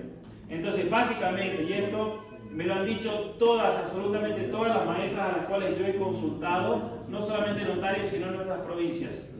El fundamento de la educación ya deja de ser enseñar a leer, a escribir, a pensar, a razonar. El fundamento de la educación es ayudar a los niños a descubrir su identidad de género y orientación sexual. Que es básicamente lo que se está imponiendo ahora en Argentina con la ley de educación sexual, es lo que se quiso imponer en Chile con la nueva constitución, es lo que están queriendo hacer aquí en Colombia, es lo que están queriendo hacer en México. Sí, esto realmente es gravísimo porque ya es un plan de lavado de cabeza. Y miren esto. Lo interesante es que era para la maestra de escuela elemental, y la escuela elemental comienza a los 3 años en Canadá. Para niños de 3 años hay que enseñarle. Yo a una maestra que me mandó esto, yo le pregunté varias veces, le digo, esto es para niños de 3 años, no solamente para de 6, de 7, y dijo, sí, esto es para todos, empezando con niños de, que se llama el pre-K, el junior pre-K, que son 3 años. Y básicamente era enseñar a los niños que hay distintas realidades de identidad de género, que nos tenemos que desconstruir porque los papás nos imponen ser varón, los papás nos imponen ser mujer, y entonces hay que enseñar a los niños que existe la lesbiana, el gay, el género queer, el bisexual, demisexual, transgénero, transexual, dos espíritus, intersexual, queer, el que se cuestiona, el asexual, el aliado, el pansexual y el polimoroso. Y lo curioso era que en ese curso les dijeron que no se limita a esto es simplemente para ejemplificar. Esto es tremendo realmente, ¿no? Enseñar a un niño de 3 años que puede ser pansexual. ¿Usted cree que un niño va a entender eso? Que puede ser dos espíritus, que puede ser no binario. Esto es una locura realmente. Y esto es un unicornio que ya se usa también aquí en Colombia. El unicornio del género fue creado por una asociación de derechos transexuales, estudiantes trans, que es una asociación que se dedica a asistir a los distintos ministerios de educación con material, básicamente de lavado de cabeza. Porque esto yo lo descubrí en Canadá, pero ya entró a Argentina, están todos los libros de Argentina, ya entró a México, porque si bien en México no pudieron aprobar todavía la ley de educación sexual, lo metieron en el libro de Biología 1. Y yo recuerdo, apenas salió esto en el año 2019, en una conferencia yo le dije a la mamá, ¿quién tiene un hijo, una hija de 13 años acá? Y muchos levantaron la mano, porque era una conferencia enorme, me acuerdo, y le dije, les voy a dar una tarea. Cuando vayan a la casa van a abrir el libro de Biología 1 de sus hijos y van a ir a la página, no me acuerdo cuál era, 68, pongamos. Y las mamás vieron todo esto, aterradas, fueron a la página 68 del libro de su hija y estaba el unicornio del género, en México, ¿no? Y esto es terrible porque lo que el unicornio del género hace es plantear, por medio de este meme, básicamente, de manera muy simple la ideología de género. El elemento fundamental del ser humano es la identidad de género. Ya no es ser humano, ser hombre, ser mujer, es la identidad de género. Luego, ese género se expresa de distintas maneras. El sexo tiene el ADN ahí, pero sin embargo el sexo es algo asignado al nacer.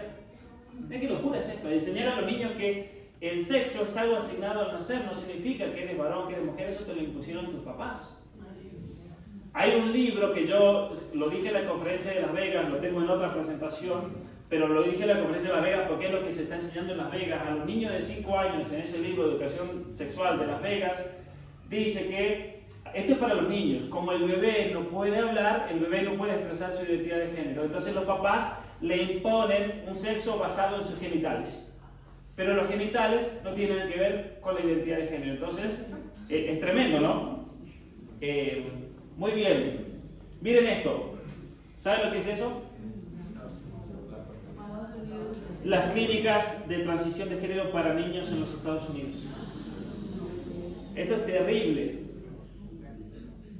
Esto es realmente terrible. Son todas las clínicas publicadas. Hay una asociación que está luchando fuertemente contra la ideologización, que publica el mapa todos los años de clínicas de transición de género. Esta es la del año pasado. Vamos a ver una diferencia el año que viene en el reporte del año 2023, porque las de Texas acaban de ser prohibidas por ley ayer, igual que la de Florida hace como un mes. ¿Sí? Aquí en South Dakota no hay nada, ¿ven? Y acá en North Dakota tampoco. Están en la frontera, cruzan la frontera y están las clínicas ahí. Eso es increíble, pero miren lo que es California, miren lo que es Nueva York, miren todo lo que es esta zona, Boston, miren lo que es esto. ¿Sí? Es increíble la zona de Chicago, la cantidad de clínicas de hormonización infantil y reasignación de sexo en los Estados Unidos. Estas clínicas, la mayoría de estas, la mayoría, no todas, pero la mayoría son de Planned Parenthood. Y aquí, en este mapa que yo les muestro, no aparecen, estas son las clínicas oficiales que funcionan como clínicas. Aquí no aparecen las clínicas móviles que están dentro de las escuelas. Que si tuviésemos que agregar esas son muchísimas más. Porque hay distritos en California que todas, absolutamente todas las escuelas tienen su clínica de género dentro de la escuela. Por ejemplo, en Los Ángeles. Sí, en Los Ángeles es terrible. Lo mismo pasa en Manhattan. Miren esto, cada niño que comienza el camino de la transición genera $1.300.000 en ganancias a la industria farmacéutica. Es un negocio gigantesco. Esta es una médica que se dedica a amputar pechos a chicas que no parecen chicas porque han sido hormonizados por 2 años ya por testosterona, han bloqueado la secreción de estrógeno y progesterona. Esta mujer criminal está en una clínica de esas de género en la ciudad de Nueva York y todas las semanas postea fotos de todas las chicas a las cuales les amputan los pechos. Miren esto. Esto es criminal realmente, ¿no? Hay una epidemia tremenda en Estados Unidos y Canadá hoy en día de chicas que se están amputando sus pechos. Eso porque hay una teoría psicológica que tiene bastante fundamento científico, que es lo que se llama el contagio social. Son chicas que se están enfermando por contagio social, así como pasaba con la anorexia y con la bulimia, se está dando con la ideología de género. En cuanto una chica, miren esto, para poder probar esta teoría, en cuanto una chica en una escuela aparece con disforia de género, se comienzan a contagiar todo su grupo social. Todas se terminan contagiando. Yo conozco casos de 27 chicas de la misma aula que todas fueron a apuntarse los pechos.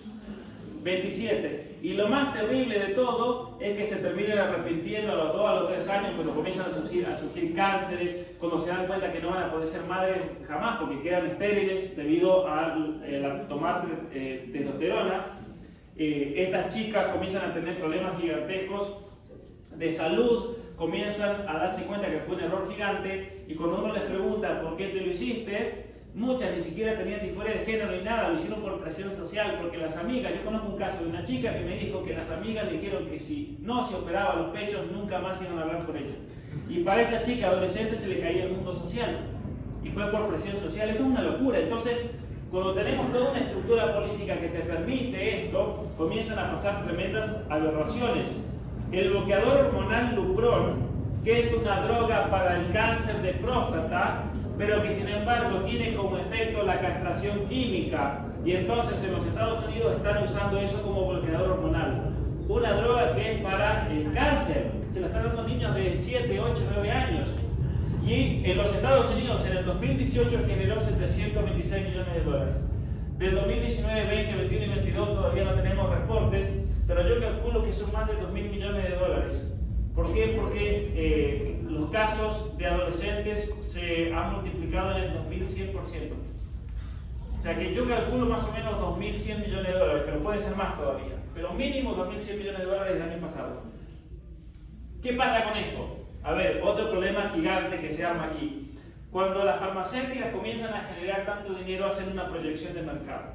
Entonces, si ustedes hoy van a cualquier empresa que se dedica a hacer proyecciones de mercado y dar consejos para inversión, para la bolsa, supongamos que una persona quiere invertir en la bolsa, si ustedes compran esos paquetes que son buenos, análisis de proyección, van a encontrar que en los primeros puestos de proyección para invertir, porque se va a generar un negocio gigantesco para el año 2028, es la hormonización infantil. Así dice, hormonización infantil. ¿Cuál es el problema de eso? Que los grandes fondos de inversión, como BlackRock, por ejemplo, que es el dueño de la deuda externa en la mayoría de los países del mundo, cuando ellos comienzan a invertir en esas cosas, ellos quieren un retorno. Y entonces las personas que hablan contra esto se vuelven en un enemigo total, porque esas personas pueden hacer que se caiga el negocio, y especialmente esas políticas que, como ocurrió en Texas o en Florida, que eso significa una pérdida millonaria en la proyección de ganancias para estas compañías. Esto es realmente macabro, porque ya hay una presión económica para que esto se realice, porque si esto no se realiza, entonces todos los inversores van a decir, yo puse 100 millones de dólares y yo quiero tener 150 en el bolsillo en retornos. ¿Se entiende? Entonces hay una presión económica gigantesca. Colombia, por ejemplo, para recibir préstamos del Fondo Monetario Internacional del Banco Mundial, tiene como exigencia el aprobar todo esto. Entonces, ¿cuál es el problema entonces? Que en nuestro país necesitamos políticos que reclamen la soberanía. Y Petro, que se vive haciendo el macho, el malito, es un títere total. Esa es la realidad de todas estas locuras. Es un títere. Ese es el problema, y en todos nuestros países está pasando lo mismo. Miren esto. Les voy a explicar un poco esta foto. Cuando una chica comienza a hormonizarse, llega un punto en que su sistema reproductivo se atrofia. ¿Qué significa que se atrofia? Literalmente se endurece, se seca porque no tiene irrigación y sí o sí se lo tienen que extirpar si no se muere. O sea, hay muchas chicas que se operan los pechos, se comienzan a hormonizar, se extirpan su sistema reproductivo, no porque quieran liberarse de ese sistema reproductivo y parecerse un hombre, sino que no les queda otra. Esa es la realidad, no les queda otra. Y cuando se extirpan hay que reemplazarlo con piel, y una de las técnicas es con el brazo. Son operaciones que tienen que rehacerla cada 2 años. Entonces primero le sacan un brazo, después le sacan otro brazo, después le van a sacar de una pierna, después de otra, y después de eso no sabemos, porque todos estos experimentos con chicas adolescentes se comenzaron a hacer en el año 2016. Entonces después no sabemos qué va a pasar. Y si es que no se mueren entre medio por las infecciones y todo lo que representa. Es impresionante la cantidad de chicas que han muerto de necrosis, por ejemplo.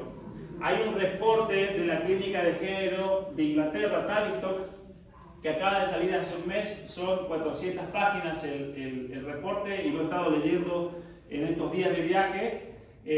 Y es interesante y triste también ver que una de las razones por las cuales la Corte Suprema de Inglaterra condena a Tavistock y ordena que se cierre era porque cuando hicieron el seguimiento, porque hubieron muchas denuncias de padres, de chicas, de gente que se suicidó, de gente que se murió. La Corte ordenó hacer un seguimiento y resulta que no encontraron un montón de chicas, habían desaparecido del mapa. ¿Y por qué habían desaparecido? Porque habían muerto, y cuando fueron a los hospitales la causa de muerte siempre la caratulaban como otra cosa, pero la causa principal que aparecía era necrosis, ¿sí? Porque terminaban muriéndose porque se podrían, básicamente. Esa es la realidad. Miren esto, ¿sí? Esto es durísimo realmente, ¿no?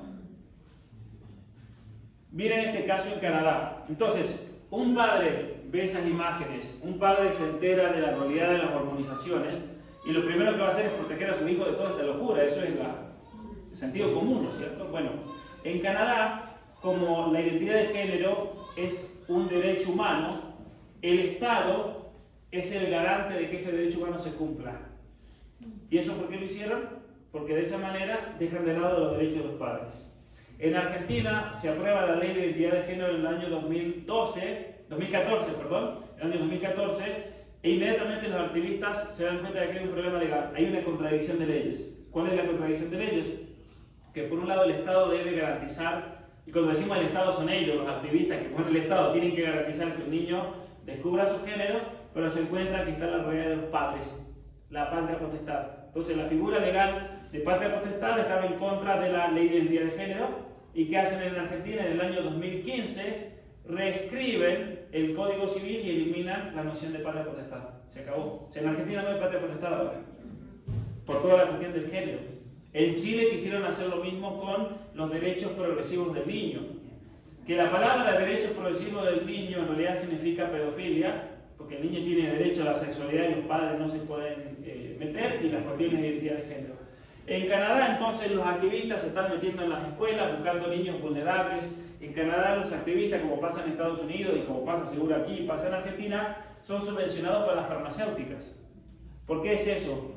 Porque todos estos grupos LGBT, cada vez que ellos consiguen un niño, ¿cuánto les significa la farmacéutica? $1.200.000. Entonces ellos no tienen problema en pagarle a activistas LGBT y a feministas a que se dediquen a todo este negocio. Incluso los mismos fondos de inversión pagan. ¿Por medio de qué pagan los fondos de inversión? Ellos hacen donaciones a fundaciones como la Fundación Bill y Melinda Gates, la Open Society, y luego la Open Society sale a buscar activistas LGBT, activistas feministas, que le dan un sueldo de $40.000 a $50.000 por año. Ese es el promedio aquí en Latinoamérica, en Colombia también. ¿Sí? A toda esta gente, o sea, es un dineral, ¿no es cierto? Es mucho dinero. En México, que a una feminista le paguen $40.000 al año, puede vivir como una reina, básicamente. Porque es mucho dinero para México, y seguro que para Colombia también es mucho dinero. O sea, pobres no van a vivir, ¿no? Entonces, en Canadá, los activistas se meten dentro de las escuelas, y como es un derecho humano, los activistas pueden decidir que un niño comience a ser hormonizado sin avisarle a los padres. De hecho, yo voy a hacer un video en mi canal de YouTube pronto con una serie de documentos que me filtraron maestras de Ontario con los protocolos de sus escuelas, donde en los protocolos se habla de que si los activistas deciden que a un niño hay que hormonizarlo, hay todo un protocolo para que los padres no se enteren.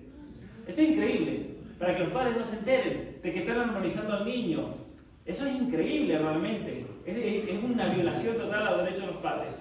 Y fue así que en el año 2016 comenzaron a hormonizar a una niña de 11 años. Esta niña de 11 años la llevaron a una clínica. Cuando los padres se enteraron, se opusieron, y el grupo LGBT que llevó a la niña a la escuela demandó a los padres por oponerse. Fueron a la corte en la ciudad de Vancouver, y los padres perdieron la patria potestad de su hija de por vida, y apelaron, obviamente. ¿sí? Porque la niña fue entregada a un grupo LGBT para que continúe todo el trabajo de armonización, y ese grupo LGBT tenía potestad para decidir a qué familia diversa le daban a esa niña.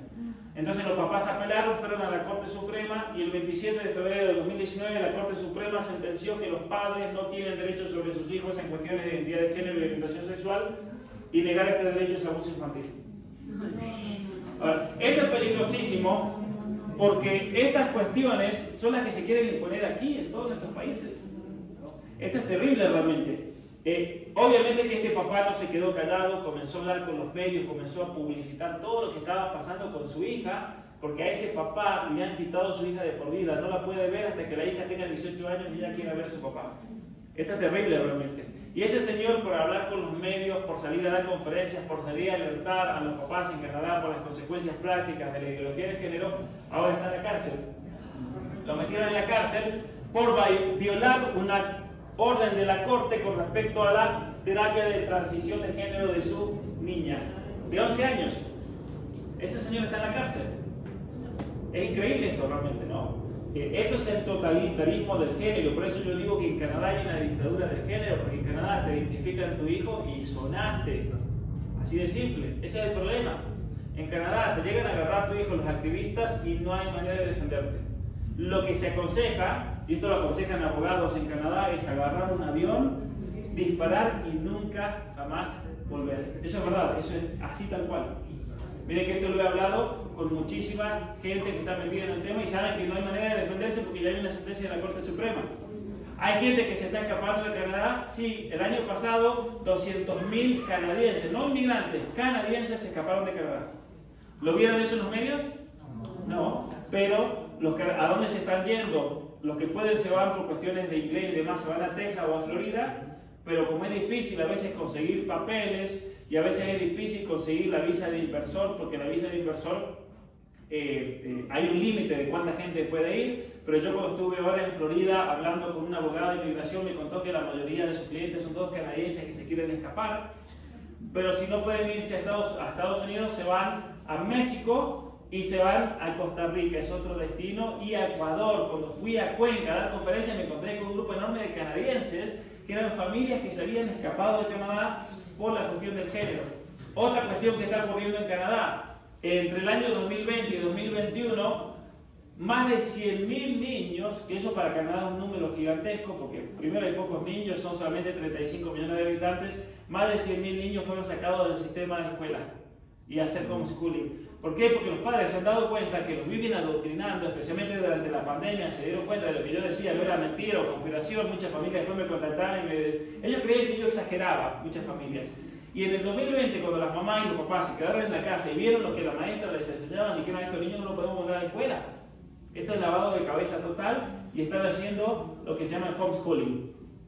Que gracias a Dios en Canadá está protegido por la Constitución. Entonces, por ahora tienen una protección muy grande. Cuando familias a mí me preguntan, vamos a ir a Canadá, tenemos visa, tenemos trabajo, ¿cómo podemos hacer para proteger a nuestro hijo? Yo lo primero que les digo es no los pueden mandar a la escuela. Lo que tienen que hacer es buscarse una comunidad de gente que piense como ustedes, y para eso van a tener que viajar, contactarse y vivir con esa comunidad donde los contengan y se ayuden entre todos. Que se ayuden entre todos, porque cuando tienes esas comunidades así, solamente así se puede sobrevivir en Canadá. ¿Y ya las hay así? Sí, hay de familias. Yo, por ejemplo, en mi grupo de amigos son más o menos 80 niños que están todos fuera del sistema ya desde hace mucho, desde el 2013 que yo me integré a ese grupo de amigos, y sacaron a todos los niños de la escuela y entre todos, por ejemplo, se ayudan y a veces incluso me piden a mí para darle clases a los niños. Entonces tienen una especie de escuela, pero es ficticia, pero se juntan todos los niños en el mismo lugar y se van turnando los papás, y el que sabe matemática le enseña matemática, la mamá que sabe literatura, y así se van formando los niños. Y se habló con 4 universidades, una de Canadá y 3 de Estados Unidos, que cuando esos niños cumplen 17 años, la universidad les toma un examen y después los admiten en la universidad. Después no les importa a ellos si tienen título de secundaria, ¿no? Porque son niños que vienen bien formados. Mientras pasan el examen, y como ya lo hicieron con varios y les está yendo tan bien en la universidad, porque son niños que saben hablar, saben pensar, son niños que siguen ese programa que yo les decía, de leer libros, de debatir, de discutir, son niños muy despiertos, y por lo tanto a esos chicos en la Universidad de Steubenville, de Thomas Aquinas y de Christendom en Estados Unidos, son 3 universidades muy buenas, los están recibiendo sin ningún problema, y hay otra universidad en Canadá que también los acepta. Pero es la realidad terrible que se está viviendo, es terrible. Fíjense una cosa, miren, dentro del grupo de amigos ahí en Canadá, en el año 2014, 2015 más o menos, yo comencé a trabajar mucho con los jóvenes, con ellos, porque a mí me gusta mucho trabajar con jóvenes, hacer actividades, íbamos a la montaña. Yo estaba en la universidad, pero yo necesitaba despejarme de tanto estudio, entonces yo decidí los sábados voy a empezar a hacer actividades. A mí me gusta mucho escalar, y me iba a escalar todos los sábados, a hacer escalada en hielo, escalada en roca, y se me ocurrió, ¿por qué no me hago una escuelita más o menos así informal de enseñarle a todos los hijos de mis amigos que son adolescentes? Y entonces se armó un grupo espectacular de 30, 40 varones, que todos los sábados nos íbamos a un lugar y escalábamos, íbamos a esquiar, íbamos a subir una montaña, hacíamos distintas actividades, y yo aprovechaba y les daba cursos de formación sobre temas actuales. Y como en ese momento yo estaba escribiendo el libro blanco, Atrapado en el cuerpo equivocado, dije, voy a practicar los argumentos de ese libro con jóvenes, porque es la mejor manera a veces de escribir un libro. Practiquemos a ver si lo expreso bien, si no lo expreso bien. Y claro, los comencé a entrenar a los niños en una cuestión de argumentos. Habían chicos que se sabían todos los argumentos de ese libro, porque había chicos muy vivos realmente. Y uno de ellos, Nicolás, que hace una semana tuvo su primer bebé, me escribió contento, se casó hace 2 años, ya tuvo su primer bebé hace una semana, así que cuando vuelva tengo que ir al bautismo porque me están esperando. Pero resulta que ese chico, miren lo que es la locura, ese chico estaba en el colegio secundario, en el high school, porque como él era más grande, los papás no se animaban a hacerle homeschool, le hicieron homeschool a los hermanos chiquitos, y en la escuela católica donde él iba, a la maestra les comenzó a debatir las cuestiones de ideología de género. Y lo mejor de todo es que las reventaba a las maestras, porque tenía todos los argumentos, pero las dejaba pagando tan mal que las maestras denunciaron a los papás de adoctrinar a su hijo. Denunciaron a los papás, al papá y a la mamá, porque ellas decían, Nicolás nos responde porque está siendo ideologizado por sus padres. ¿Sí? Y cuando fueron ante la junta escolar, que se llama, que es un juicio interno, Nicolás dijo, no, ¿usted cree que soy estúpido, que me siento de mis padres? No, yo pienso por mi propia cuenta. Y después de ese juicio, decidieron sacar a Nicolás, si bien tenía 16 años, lo decidieron sacarlo y forzosamente hacer homeschool, porque ahí los padres se plantearon seriamente que se lo podían quitar. O sea, es una realidad, ¿no? Se lo podían quitar. Otro caso que pasó hace poquito, hay un chico que se llama George Alexander, si ustedes me siguen en YouTube seguro que vieron el video, es un chico de 16 años, que es un héroe total.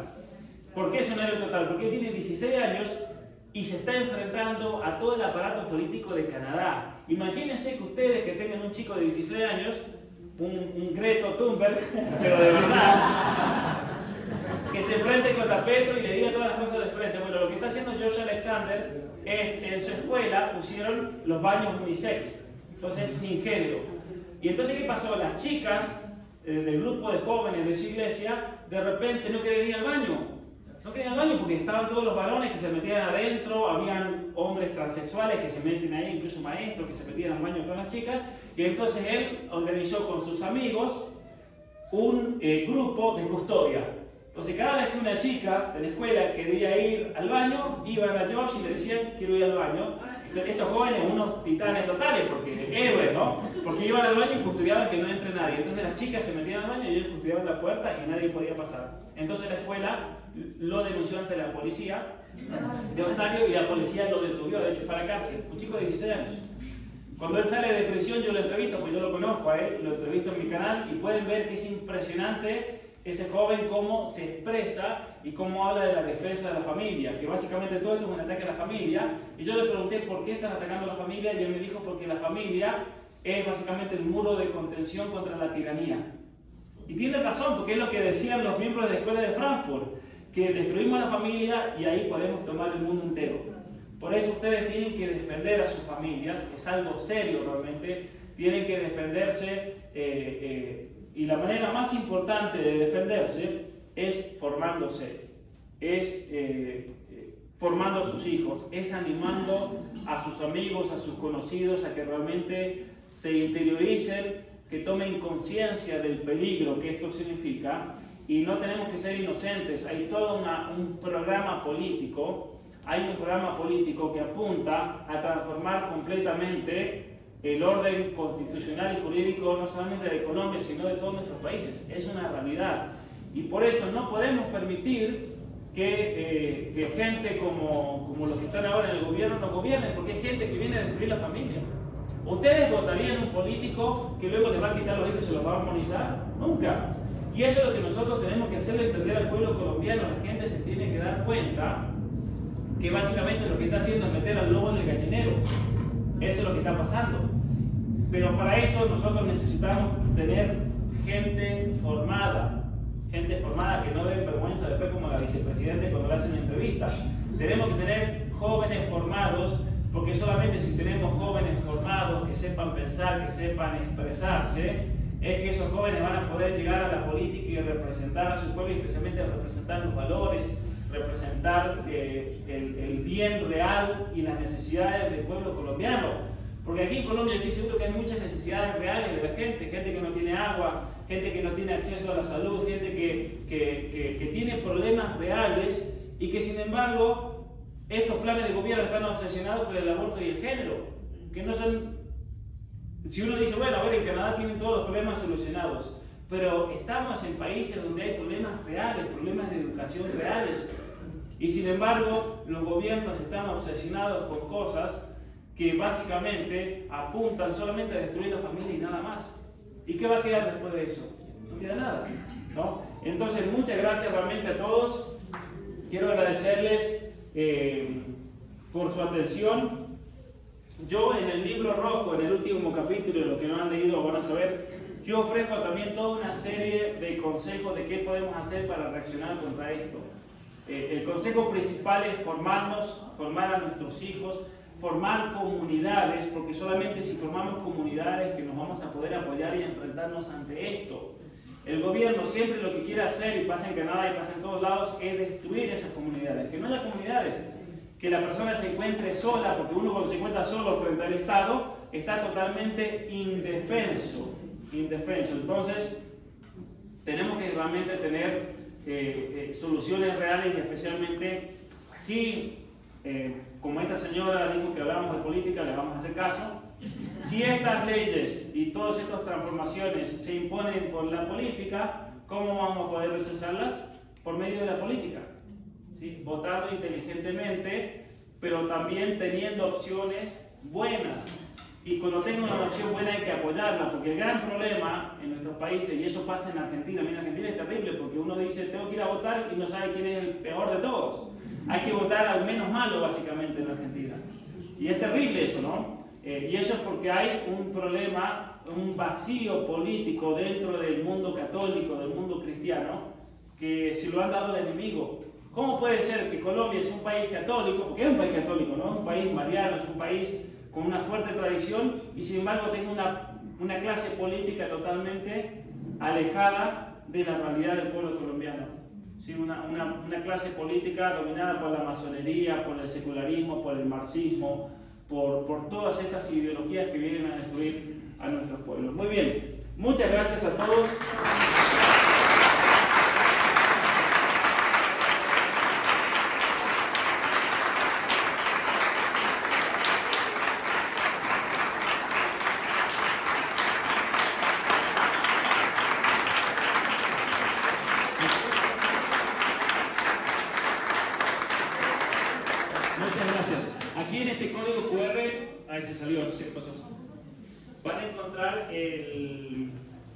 Van a encontrar aquí el código QR con todas mis redes, con mi canal de YouTube, con toda la información, y también el contacto de WhatsApp, donde ustedes me pueden mandar preguntas, dudas que tengan. Muchísimos de los videos que yo publico en YouTube son fruto de preguntas muy interesantes que me mandan muchos de ustedes. Entonces no tengan vergüenza, y ahí también se pueden suscribir a mis redes, a mi canal de WhatsApp, a mi canal de Telegram, y especialmente yo los invito a si no lo han hecho, el canal de YouTube, donde van a encontrar mucho material de formación, donde voy a seguir agregando y donde voy a comenzar a dar mucho más cursos de lo que ya están, que van a apuntar a la formación integral de la persona. Así que muchas gracias. Bueno.